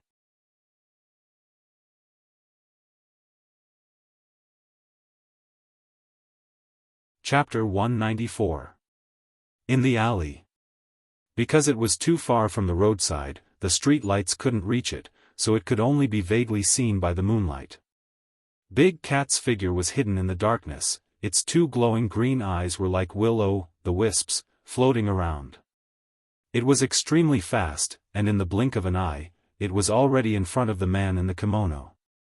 Just as Big Cat jumped up and waved its claws at the man in the kimono, he suddenly put his hands together and quickly chanted, "Ashi ashi me." At this moment, the big cat's animal instincts made it feel a sense of danger. It was a cold feeling.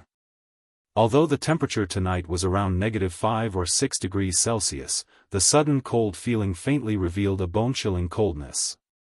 Big Cat's body stiffened, and then it subconsciously pulled back its fur. At the same time, Big Cat also jumped in front of the man in the kimono. But just as it waved its claws and was about to crush the man's head, a blade reflecting the cold moonlight suddenly appeared in Big Cat's sight. It was a katana.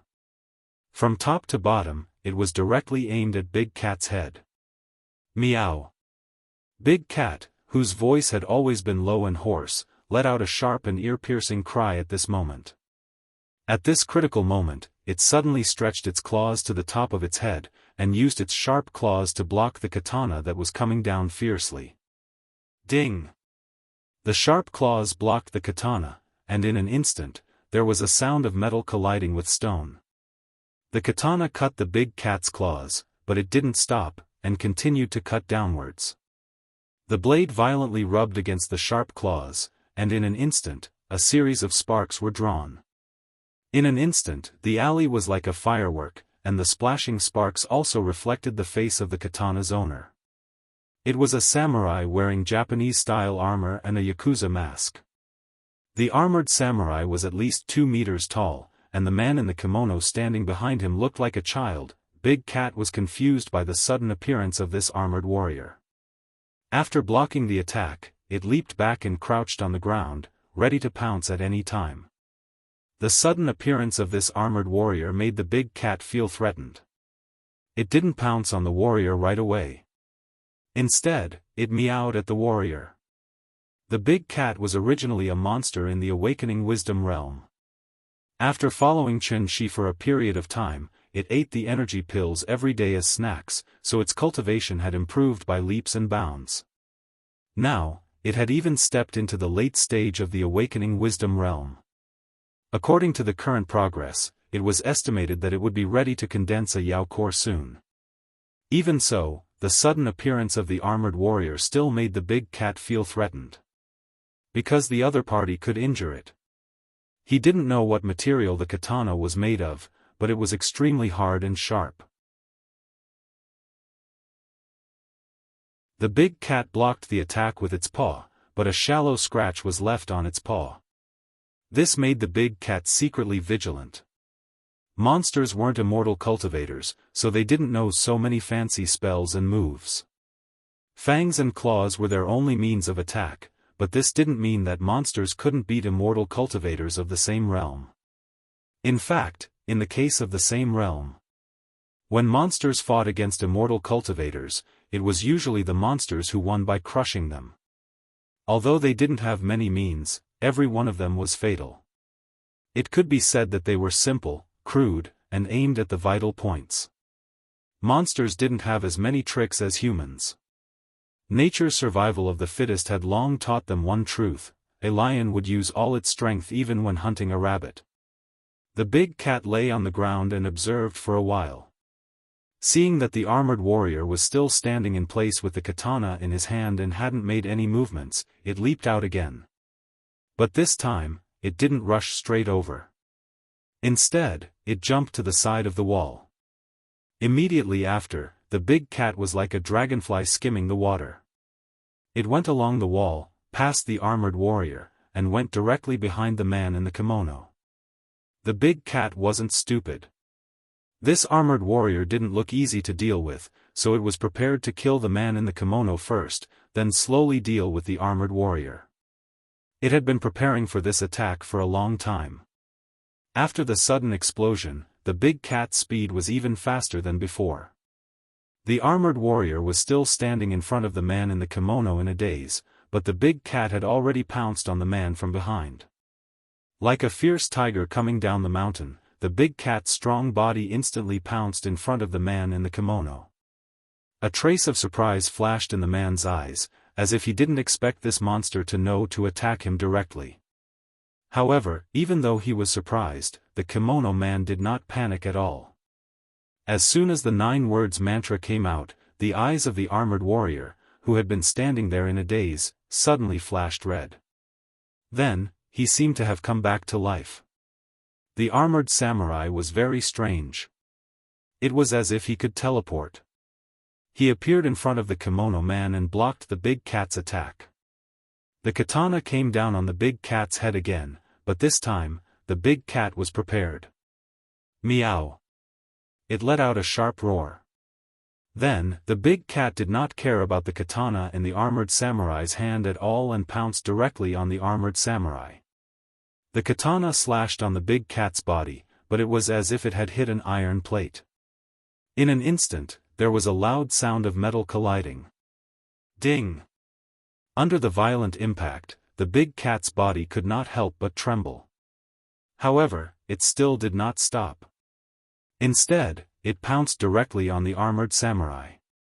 This was a common hunting method for big cats. They pounced on their prey at an extremely fast speed.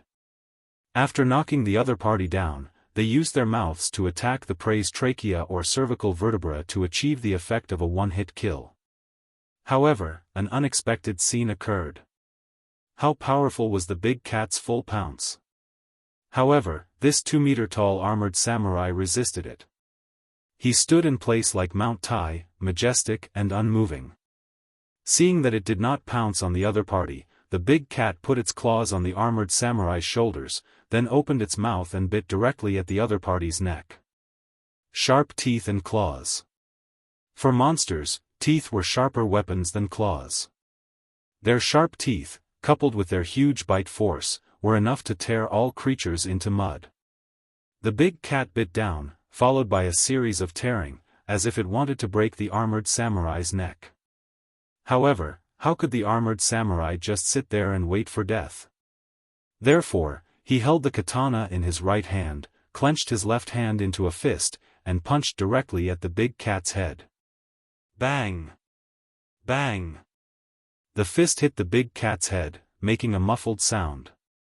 However, the big cat gritted its teeth and did not let go.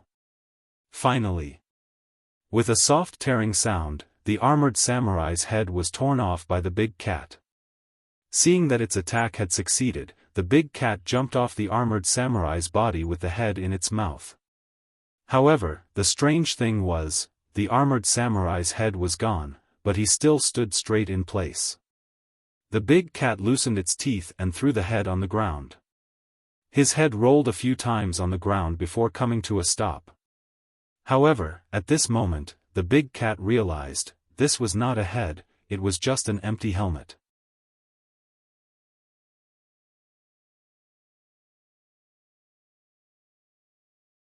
Chapter 195. Meow. The big cat looked at the helmet on the ground with some surprise. Although it had high intelligence, it lacked knowledge and experience, so it could not understand the strange situation in front of it. How could an empty set of armor possess the power to match its own? The helmet that fell to the ground rolled a few times, which attracted the big cat's attention. While it was distracted, the headless armor began to move again. The katana was raised high and then slashed down at the big cat. The cold moonlight shone on the katana, making the blade seem even sharper than before. The big cat quickly dodged to the side, but the armored samurai followed closely. After the first slash missed, the armored samurai continued to slash a second time. One slash after another, without the slightest pause, as if he never knew fatigue. This armor was obviously a dead object, similar to a puppet doll. The big cat did not have the habit of fighting with this kind of dead object. Therefore, it could only keep dodging. However, the armored samurai followed him like a shadow. He held his katana and kept chasing after him without stopping for a single breath. The big cat retreated more than 10 meters, but the armored samurai was still chasing after it. Meow. The big cat let out a rather angry growl. However, it was not an idiot who only knew how to fight recklessly. Even cheetahs would choose to use sneak attacks when hunting, using the most direct and effective method, let alone it. After discovering that the armored samurai was just a puppet, the big cat naturally did not want to be entangled with it anymore. Therefore, when the big cat retreated more than 10 meters, it suddenly jumped to the side of the roof, then stepped on the roof and rushed directly toward the man in the kimono. Its strong point was not its strength, but its agility. Every slash of the armored samurai was powerful, but if one looked carefully, his movements were extremely slow. So after the big cat took him away from the man in the kimono, it suddenly jumped to the roof, ready to get rid of the armored samurai and directly attack the enemy. However, Big Cat's every action was within the man's expectations. Seeing the black cat pouncing towards him again, the man in the kimono couldn't help but sneer. Wild beasts were still wild beasts after all. Apart from being reckless, there was nothing else they could do. The purpose of the test had been achieved, and the kimono man was no longer interested in playing with the big cat. Thus, he took out a yellow rectangular piece of paper. There were many strange patterns and lines drawn in ink on the paper. They looked very similar to the charms in the temples. The big cat jumped down from the roof and pounced on him. The man in the kimono held the note in his left hand while his right hand quickly made a few gestures. Then, he looked at the big cat in midair and coldly shouted, "Ratty ratty ratty. Spirit of speech, bind." As soon as he finished speaking, the piece of paper that was still intact a moment ago instantly turned into countless fine white ashes and disappeared from his hand as if it had been burned by fire. Meow. Suddenly, the big cat let out a slightly panicked scream. Because it found that its body had strangely stopped in midair. As if someone had pressed the pause button, the scene instantly froze. The big cat maintained its pouncing posture and stopped in midair, unable to move at all.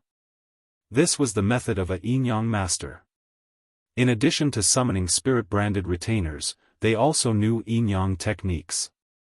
This was the foundation of yin-yang masters in the world.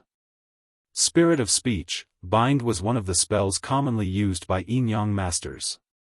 This spell was somewhat similar to the one Chen-shi used to play with his sister-in-law. However, the man in the kimono used a proper yin-yang technique, while Chen-shi used force to break through the technique, directly using his true essence as a tentacle. Spirit of speech, bind had a long and short duration, and it would constantly change according to the cultivation of the caster and the target. After all, the big cat was an intelligent monster, so it was bound for less than 3 seconds.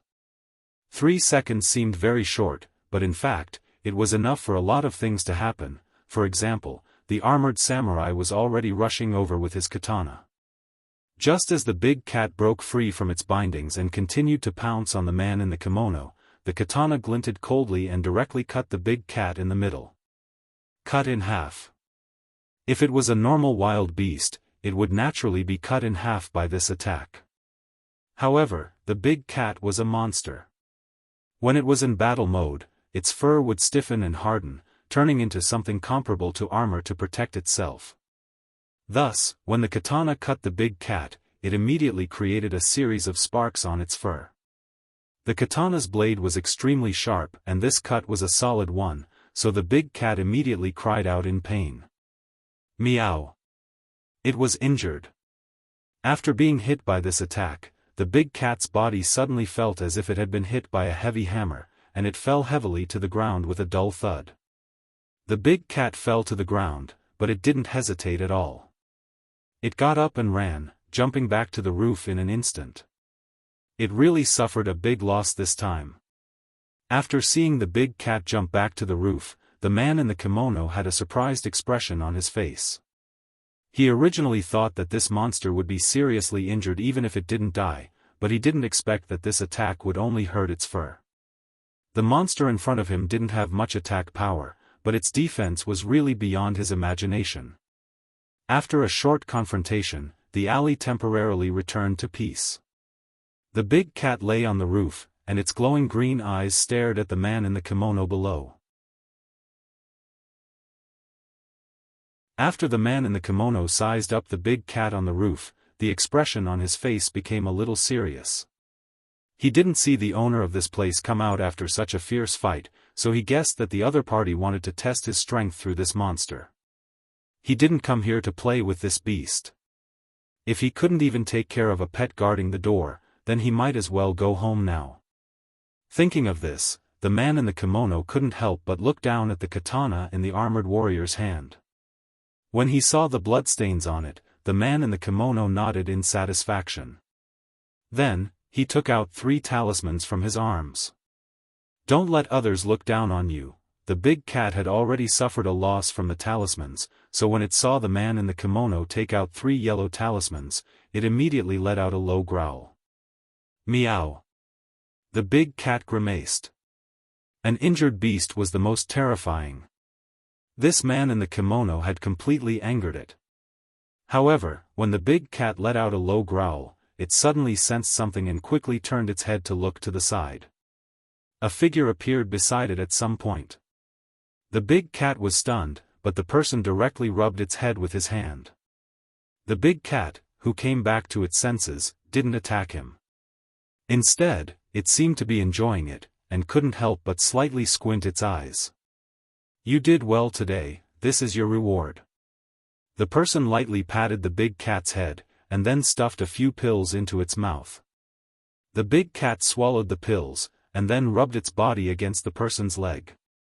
The ink leopard, whose body was comparable to a fierce tiger, was nestled under the person's leg at this moment, and constantly let out a pet cat's meowing sound. It looked really strange, in the alley.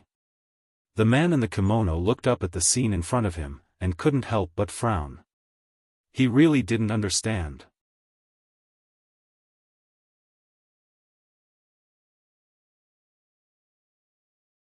Chapter 196.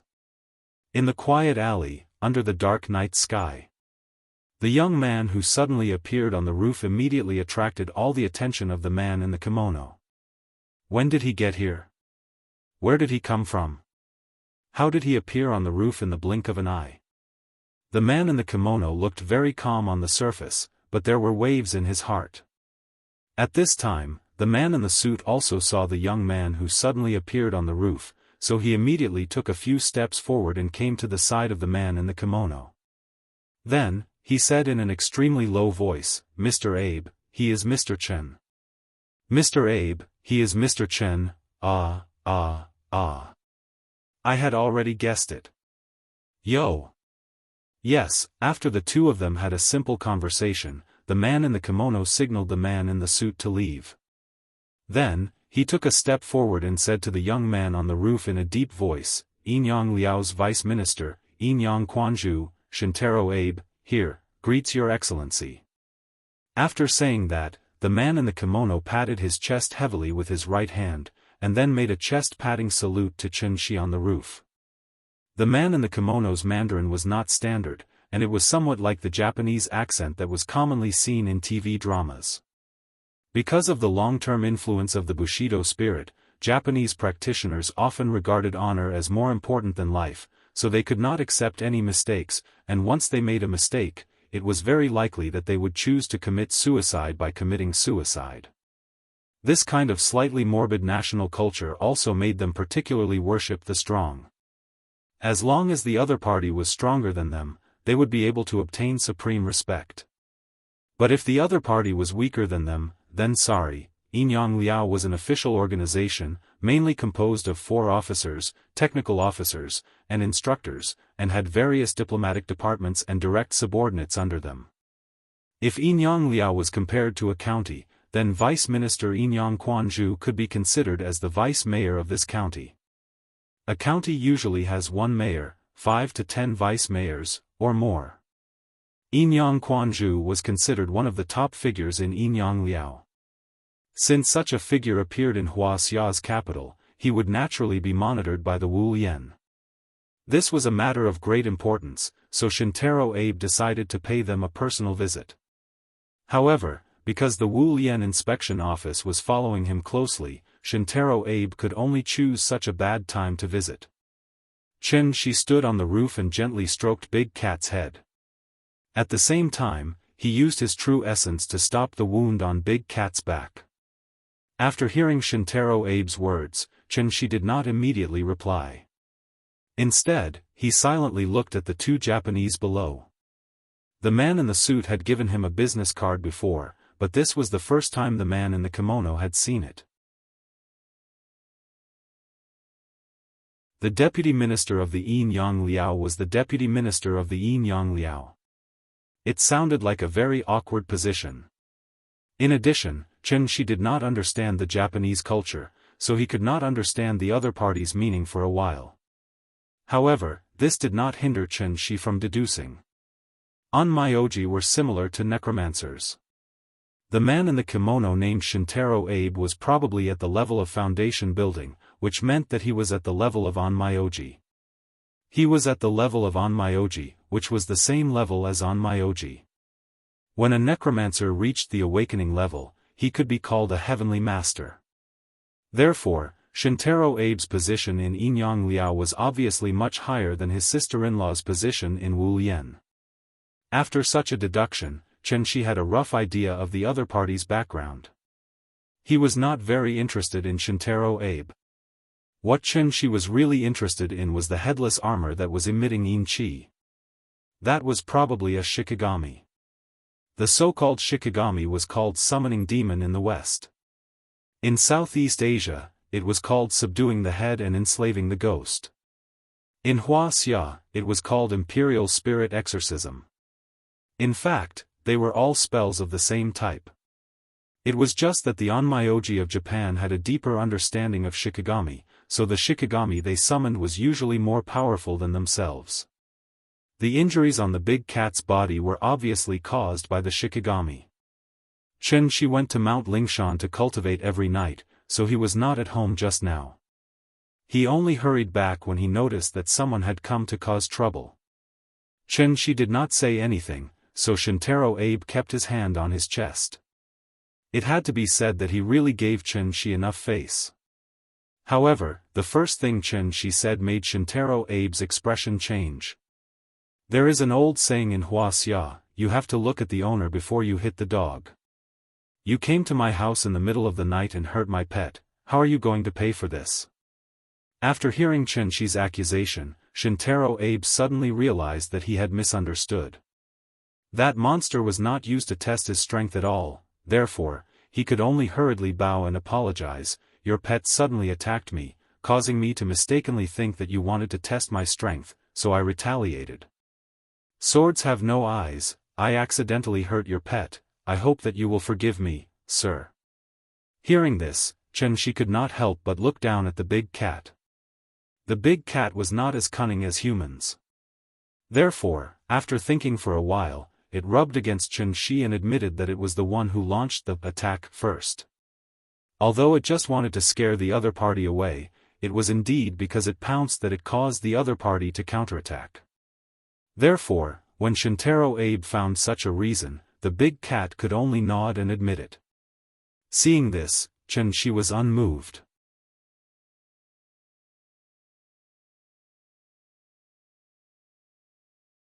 What kind of existence was a celestial being? Shintaro Abe thought that the man in the suit was actually thinking of revenge. This kind of thinking was really stupid. Because his motto was, there were no eternal enemies or eternal friends in this world. There were only eternal interests. Although the visit ended in failure, Shintaro Abe didn't think it was too bad. After all, the great era was coming. An individual's strength would always be powerless in the face of a huge organization.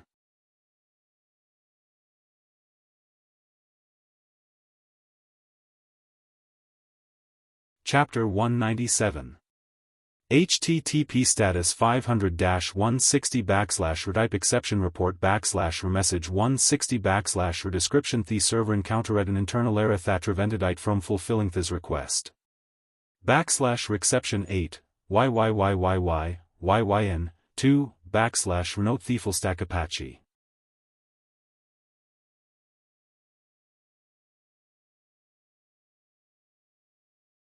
Chapter 198.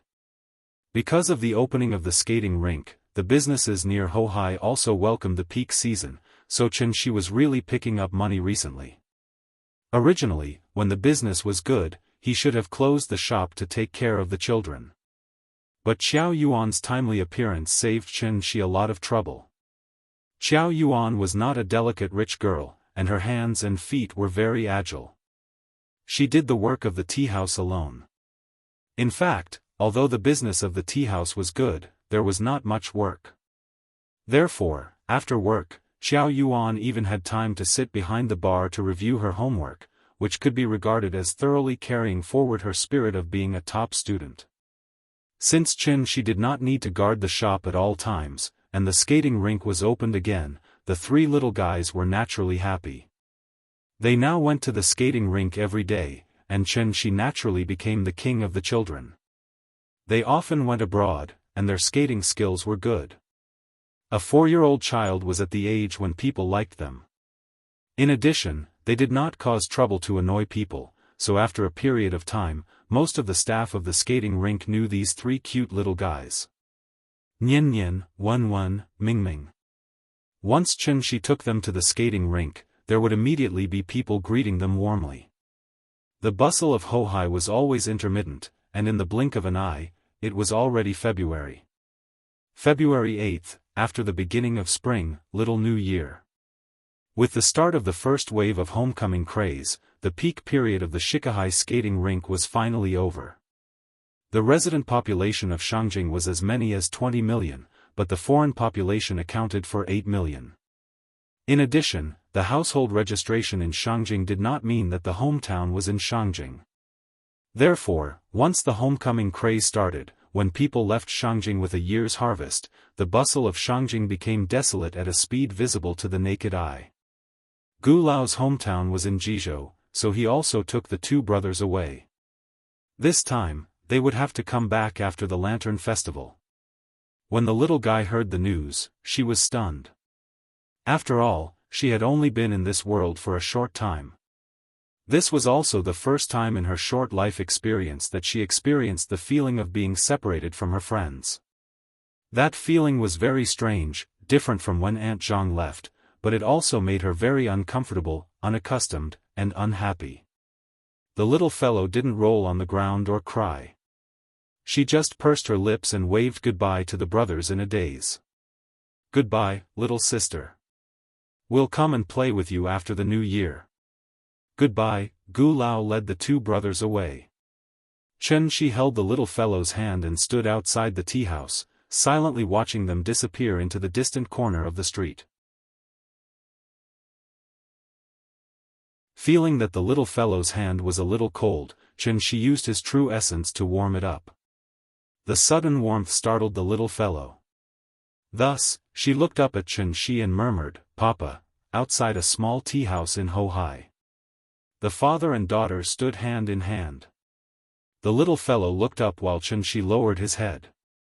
At this moment, time seemed to have frozen.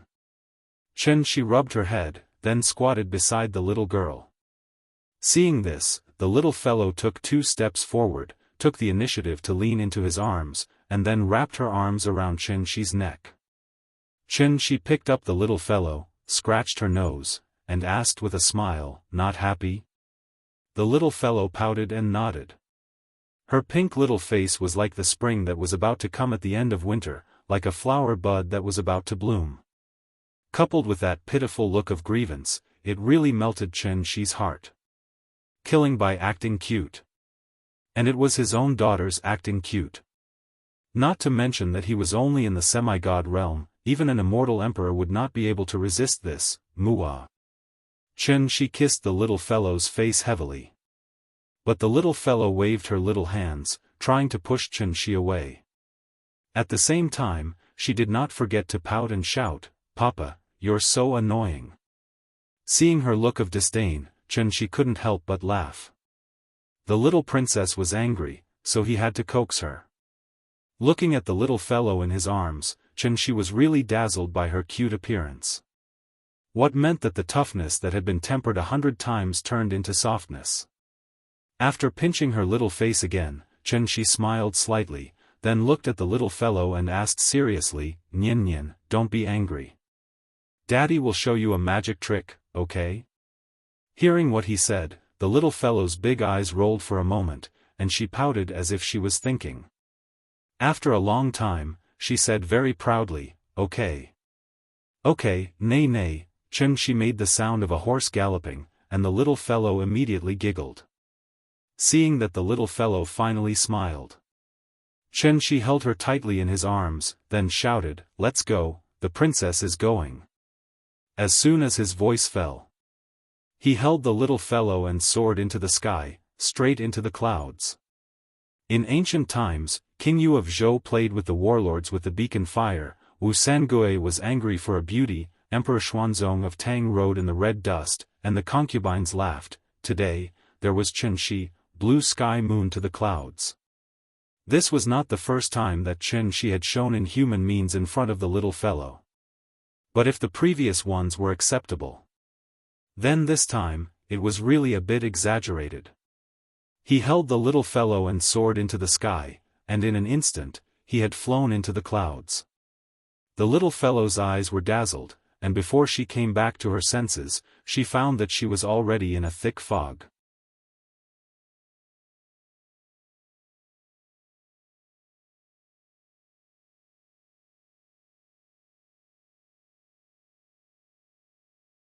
Chapter 199. In Chen Shi's Lolita training plan, he did not want the little fellow to come into contact with the inhuman power too early. Therefore, when he took the little fellow to the clouds to take a look at the scenery, Chen Shi quickly took the little fellow back to the ground. The little fellow had not started to read Journey to the West, so she had no concept of riding the clouds. In addition, when Chen Shi was flying, he deliberately blocked her sight. Therefore, in the little fellow's cognition, she just felt that her father took her to a very strange place all of a sudden. But as for where it was, her father did not say, so she did not know. In the blink of an eye, they were in the sky, and in the blink of an eye, they were on the ground. For a 4-year-old little fellow, this was really an interesting trick. When the father and daughter returned to the tea house, the little fellow was still sitting in Chen Shi's arms excitedly. She kept twisting her small body and shouted excitedly, "Papa! Do it again! Do it again!" Hearing this, Chen Shi smiled and pinched her little face. Then he said mysteriously, "There is not enough time today. We have to go home for dinner. Daddy will show you more interesting magic tricks in the future, okay?" The little fellow tilted her head and thought for a while. Perhaps she was interested in the more novel tricks he said, so after thinking for a while, she grinned and said, "Okay. Good girl." The father and daughter talked as they returned to the bar. Qiao Yuan did not know what they had just done. When she saw Chen Shi coming over with the little fellow, she immediately got up and said, "Boss, this is today's account. Do you want to see it?" While speaking, Qiao Yuan handed over the bill. Qin Ruoying used to calculate the account when she had nothing to do, but Chen Shi was completely a hands-off boss. Therefore, after opening the business for several months, she had not seen him calculate the account even once. The little girl was smart, diligent, and attentive. Even though Chen Shi didn't arrange any work for her, Qiao Yuan still did the accounts for this period of time clearly. Every day's income was clear at a glance. Chen Shi took the account book from Qiao Yuan's hand. After glancing at it casually, he put the account book back on the bar.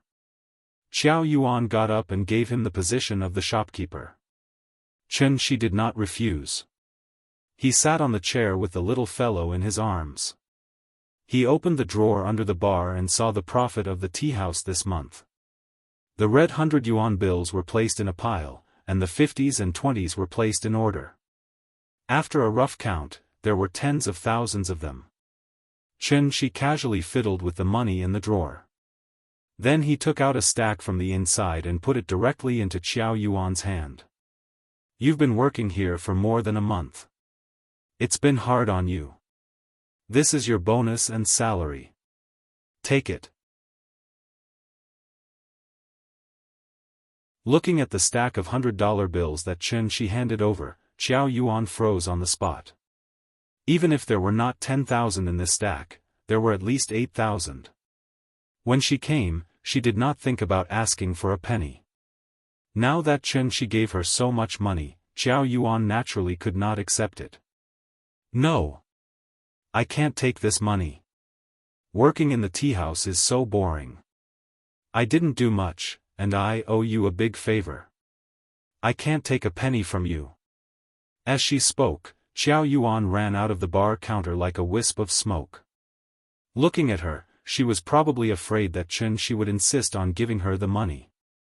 Seeing this, Shi could only purposely keep a straight face and said to Xiao Yuan with a serious face, "That's another matter. It's already the Spring Festival. If you don't accept this money, then I'll be angry." "No, I can't take your money. Dad as well. Our family is not short of money, and I don't want money," Xiao Yuan said very hesitantly. She did not want to take a penny, but Shi's attitude was so firm that it put her in a difficult position. Shi wanted to give it, but Xiao Yuan did not accept it. At this time, it was natural for the little fellow to come forward. So, Shi put the money in the little fellow's hand and put her on the ground. Without waiting for Shi to say anything, the little girl held the money and ran to Xiao Yuan's side, then raised her hands high and smiled sweetly, "Sister, your money." This move was fatal to both men and women. As soon as Xiao Yuan saw the little fellow's sweet smile, she subconsciously took the stack of money from her hand. Seeing that she had accepted it, the little girl ran back to Shi's side with her short legs and laughed, "Papa. Sister will accept it. You are still the best." Shi smiled and pinched the little fellow's little face. After picking her up from the ground, he said to Xiao Yuan with a smile, "Let's go. It's time to close." Xiao Yuan stood there with the money in her hand. After hearing Shi's words, she asked in surprise, "Closed so early? It's not even 3 o'clock yet. Let's go. It's the new year. Do you still want to work overtime?" Xiao Yuan was stunned for a moment, and then suddenly understood something. She nodded quickly, packed up, and left the tea house with Shi. Since the tea house was closed, Xiao Yuan naturally should go home. After she packed her luggage, Shi sent her out of Dongming Alley. There were fewer pedestrians on the street. That kind of desolation that suddenly filled the air should be the so-called New Year's smell. Xiao Yuan thanked Shi again and again. After getting in the car, she stretched out her hand and waved goodbye to the father and daughter. Watching the taxi gradually go away, the little fellow suddenly thought of the brothers. So, she sat in Shi's arms and murmured thoughtfully, "Papa, is it the new year again?"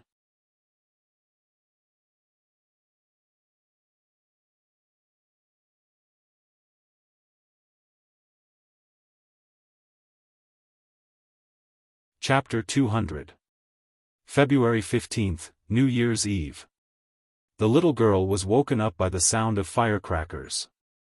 Perhaps due to the cultural heritage of Shangjing City, there was no ban on setting off firecrackers in Shangjing City. Of course, there was a time limit to this. Within Shangjing's Fifth Ring Road, firecrackers could only be set off on New Year's Eve and New Year's Eve. From the second day onwards, firecrackers could only be set off during the day. It would continue until the 15th day of the first month before it was completely banned. After all, the Chinese New Year was the most important festival in the Chinese nation. It had been passed down for more than 4,000 years. If firecrackers couldn't be set off on New Year's Eve, it would feel really weird. As firecrackers were not banned, Hohai would be very lively during the Chinese New Year. A few years ago, everyone's environmental awareness was still very weak. Once it was the Chinese New Year, they wouldn't hesitate to set off firecrackers. It was also because of this that one or two pubs in Hohai would catch fire almost every year. Over the years, as the smog problem in Shangjing became more and more serious, the citizens slowly learned to restrain themselves without the need for the government's orders. They just set off a few firecrackers on New Year's Eve for fun. Today's breakfast was still porridge, but it wasn't ordinary porridge. It was Chen Shi's meticulously made laba porridge. After a bowl of laba porridge, the little girl was full. The firecrackers outside were so loud that it made the little girl's heart itch. After eating breakfast, she wanted to go out to take a look, but she was stopped by Chen Shi. Nian Nian, it's the Chinese New Year. As a junior, you should give your elders New Year's greetings. Come, let's give Grandma a New Year's greeting over the phone. In a few days, we'll go to Chengdu and let Grandma give you a red packet, okay? Upon hearing Chen Shi's words, the little girl's eyes lit up. She jumped up and down and shouted, "Okay. I want to give Grandma a New Year's greeting. Grandma wants to give me a red packet." Chen Shi sent a video call request to Auntie Zhang, and the old lady quickly picked up. Before Chen Shi could speak, the little girl saw Auntie Zhang's face appear on the screen. She excitedly snatched the phone from Chen Shi's hands and shouted sweetly, "Grandma! Grandma! I want to give you a New Year's greeting. New Year's greeting. Io, Nian Nian is so sensible. Grandma is so happy." When Auntie Zhang saw her little face, she was so happy that she couldn't stop laughing. The little girl was particularly excited today. After greeting Aunt Zhang, she ran out of the West Wing with the phone in her hand. Then, she raised the phone and looked around. She finally felt what it meant to celebrate the new year. She acted coquettishly with Auntie Zhang for a while until Auntie Zhang had something to do.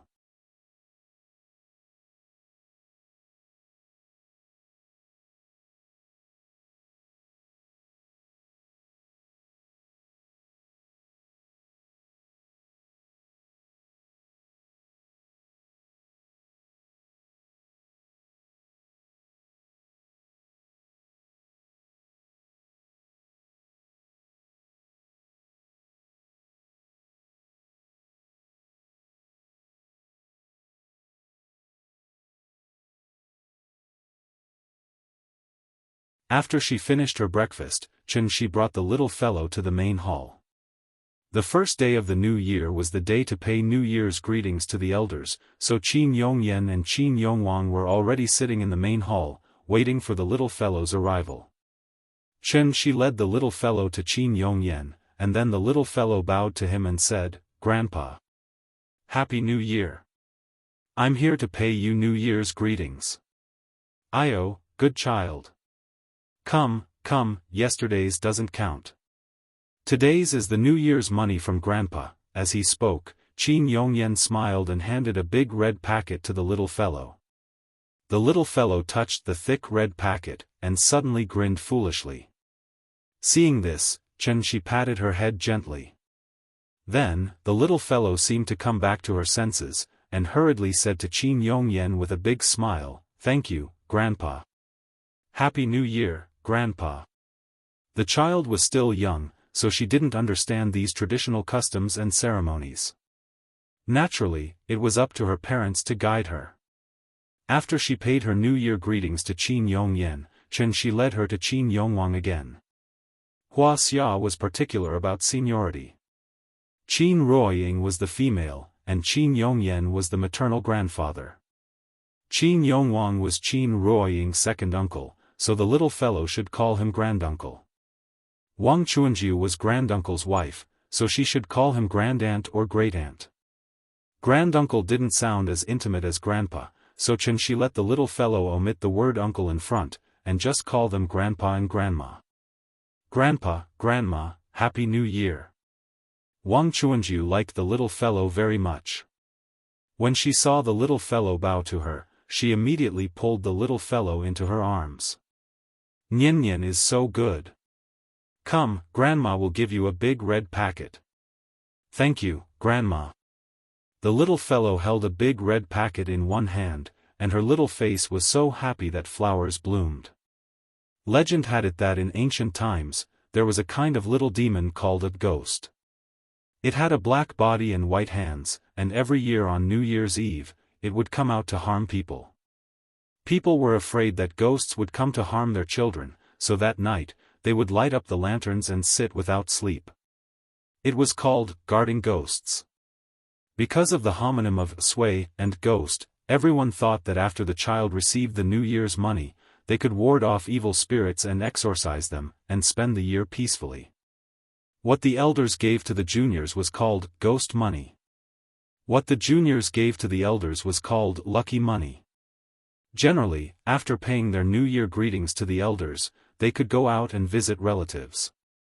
There were only so many people in the family, and they didn't have any relatives, so Wang Chuanju suggested that they take the little fellow to the temple fair to have fun together.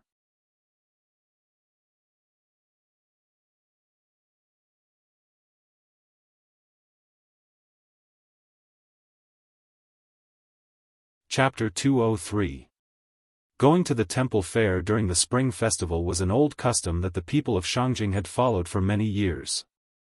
The Earth Temple Fair was only held for 8 days, but in these short 8 days, it received more than 1 million visitors, which was really lively. Each temple fair had its own special performances, and the Earth Temple Fair performed the Qing Dynasty Palace ritual. This ritual would strictly follow the worship process of the Qianlong Emperor, and the costumes and props were also made according to the historical records, so that the people could see how the emperor worshipped the earth.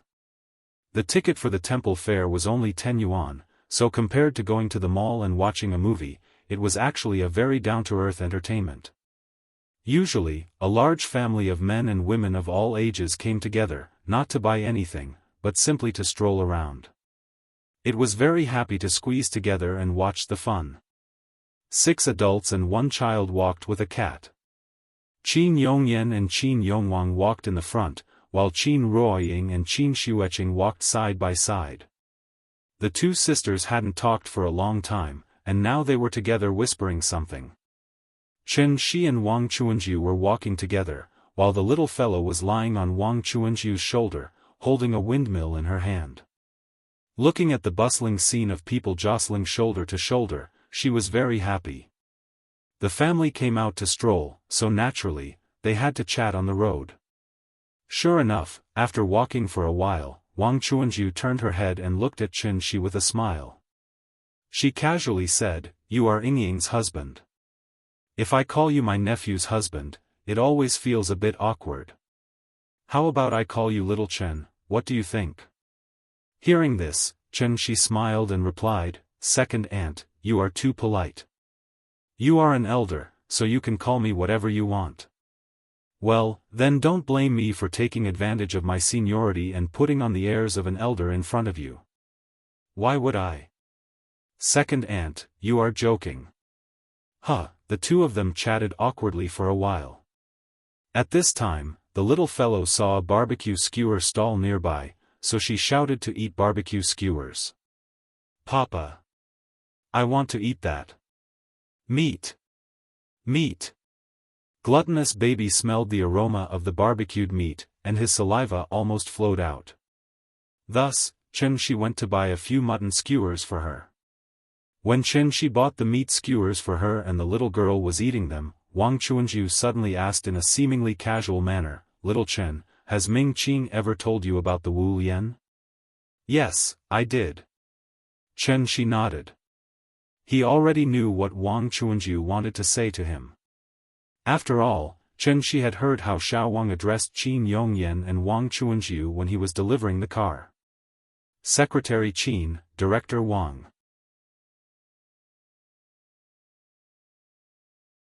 The administrative levels of Wuxia could be divided into 5 levels: national level, provincial level, departmental level, county level, and township level. The Director General was a department-level official, equivalent to an ordinary mayor of a prefecture-level city, or the head of a provincial public security department or the head of a provincial education department. From this, it could be seen that Qin Yongwang's status in Wulian was really not low.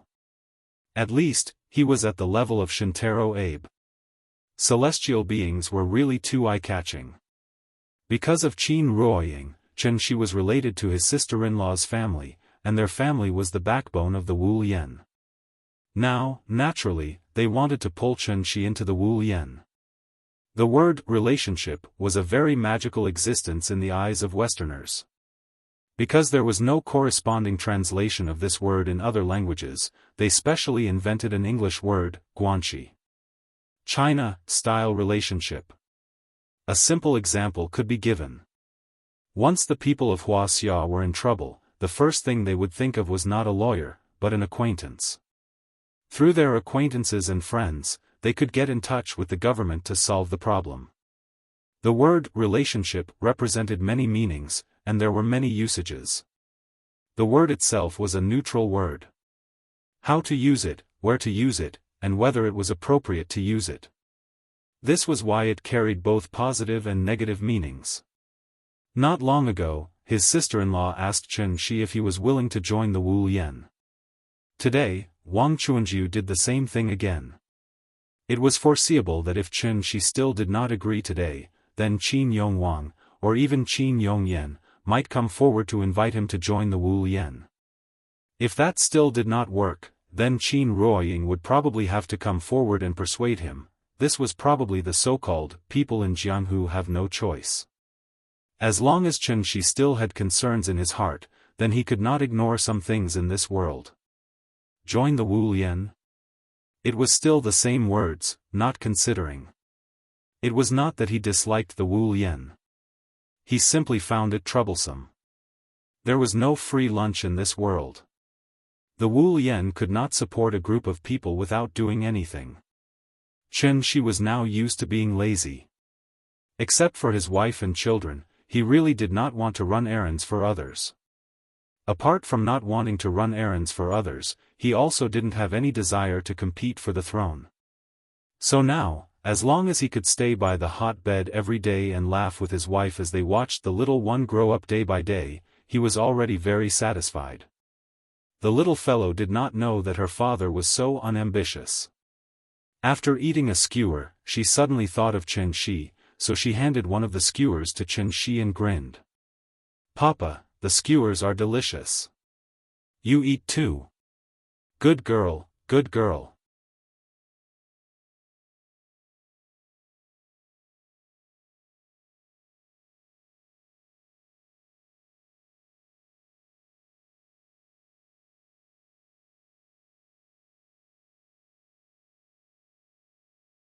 Therefore, even though Daitan Park received millions of visitors a year, few people knew that this imperial garden, which was only a wall away from Daitan Park, was actually the most high-end private club in Shangjing.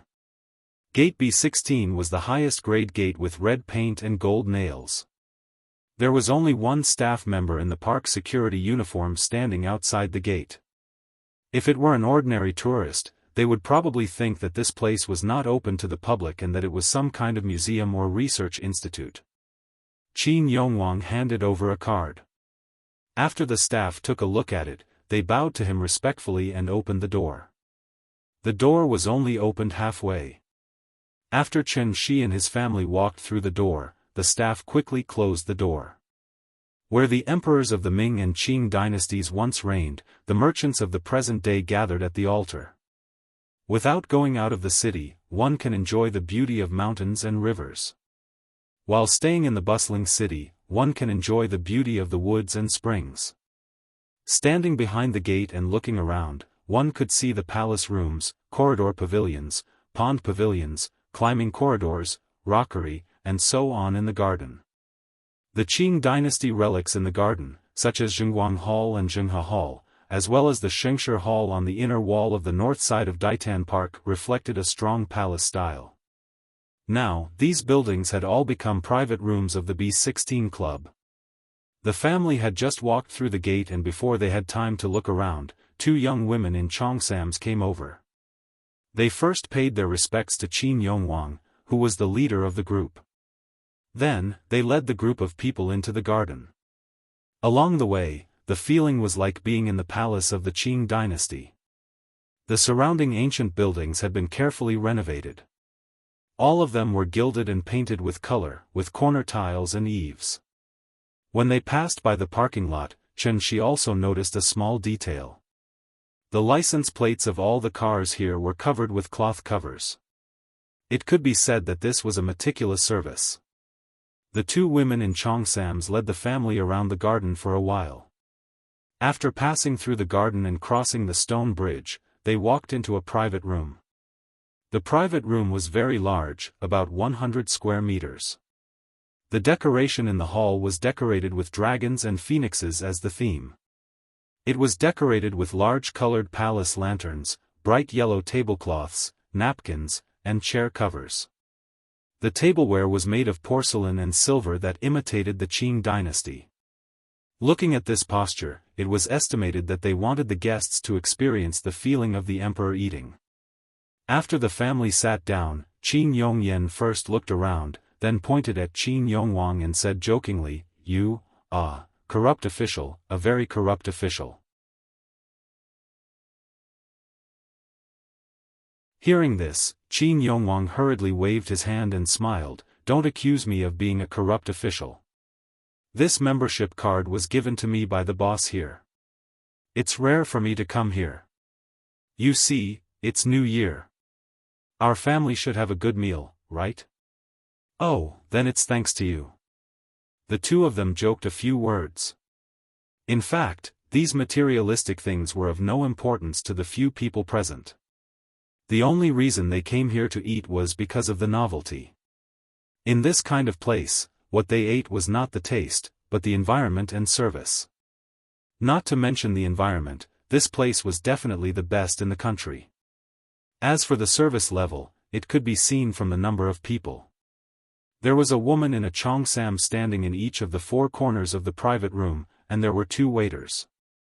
There were only 7 people in Chen-shi's family, but there were 6 waiters here. Moreover, it was the spring festival, the dishes were served very quickly. In less than 20 minutes, the table was full of dishes. Wang Chuanju served the little fellow and tasted a few of them. She pursed her lips and carefully recalled the taste. Then she commented, "It's not as good as what Papa cooked." Nonsense, her father was in the semi-god realm. Cooking was like shooting a rocket. The amount of salt he put in had to be precise to 2 decimal places. How could the dishes not be delicious? The quality of the food here was so high, so the taste would naturally not be bad. The little fellow was really making things difficult for others. The whole family laughed happily as they ate. Qin Yongyan didn't like outsiders watching him while he was eating, so he asked the waiters to leave. However, not long after the waiters left, there was a sudden knock on the door of the private room. After Qin Yongyan asked to come in, a man who looked about 30 or 40 years old came in.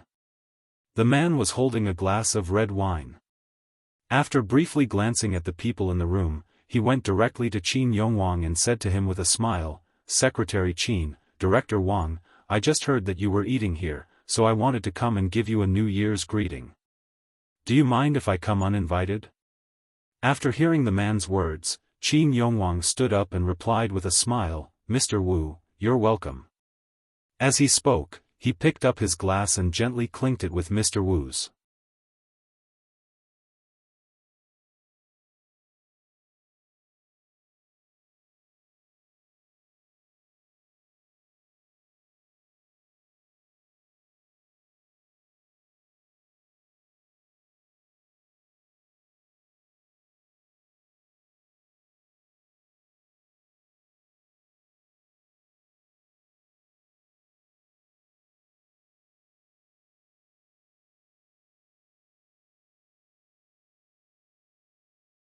Old Master Wu was not Sima Yi, but Zhuge Liang, so, Wu Hui stood in place and couldn't help but clench his fists.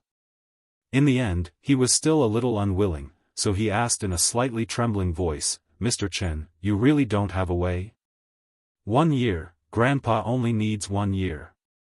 Chen Shi shook his head slightly, then took out 3 energy pills from his bag and put them on the round table.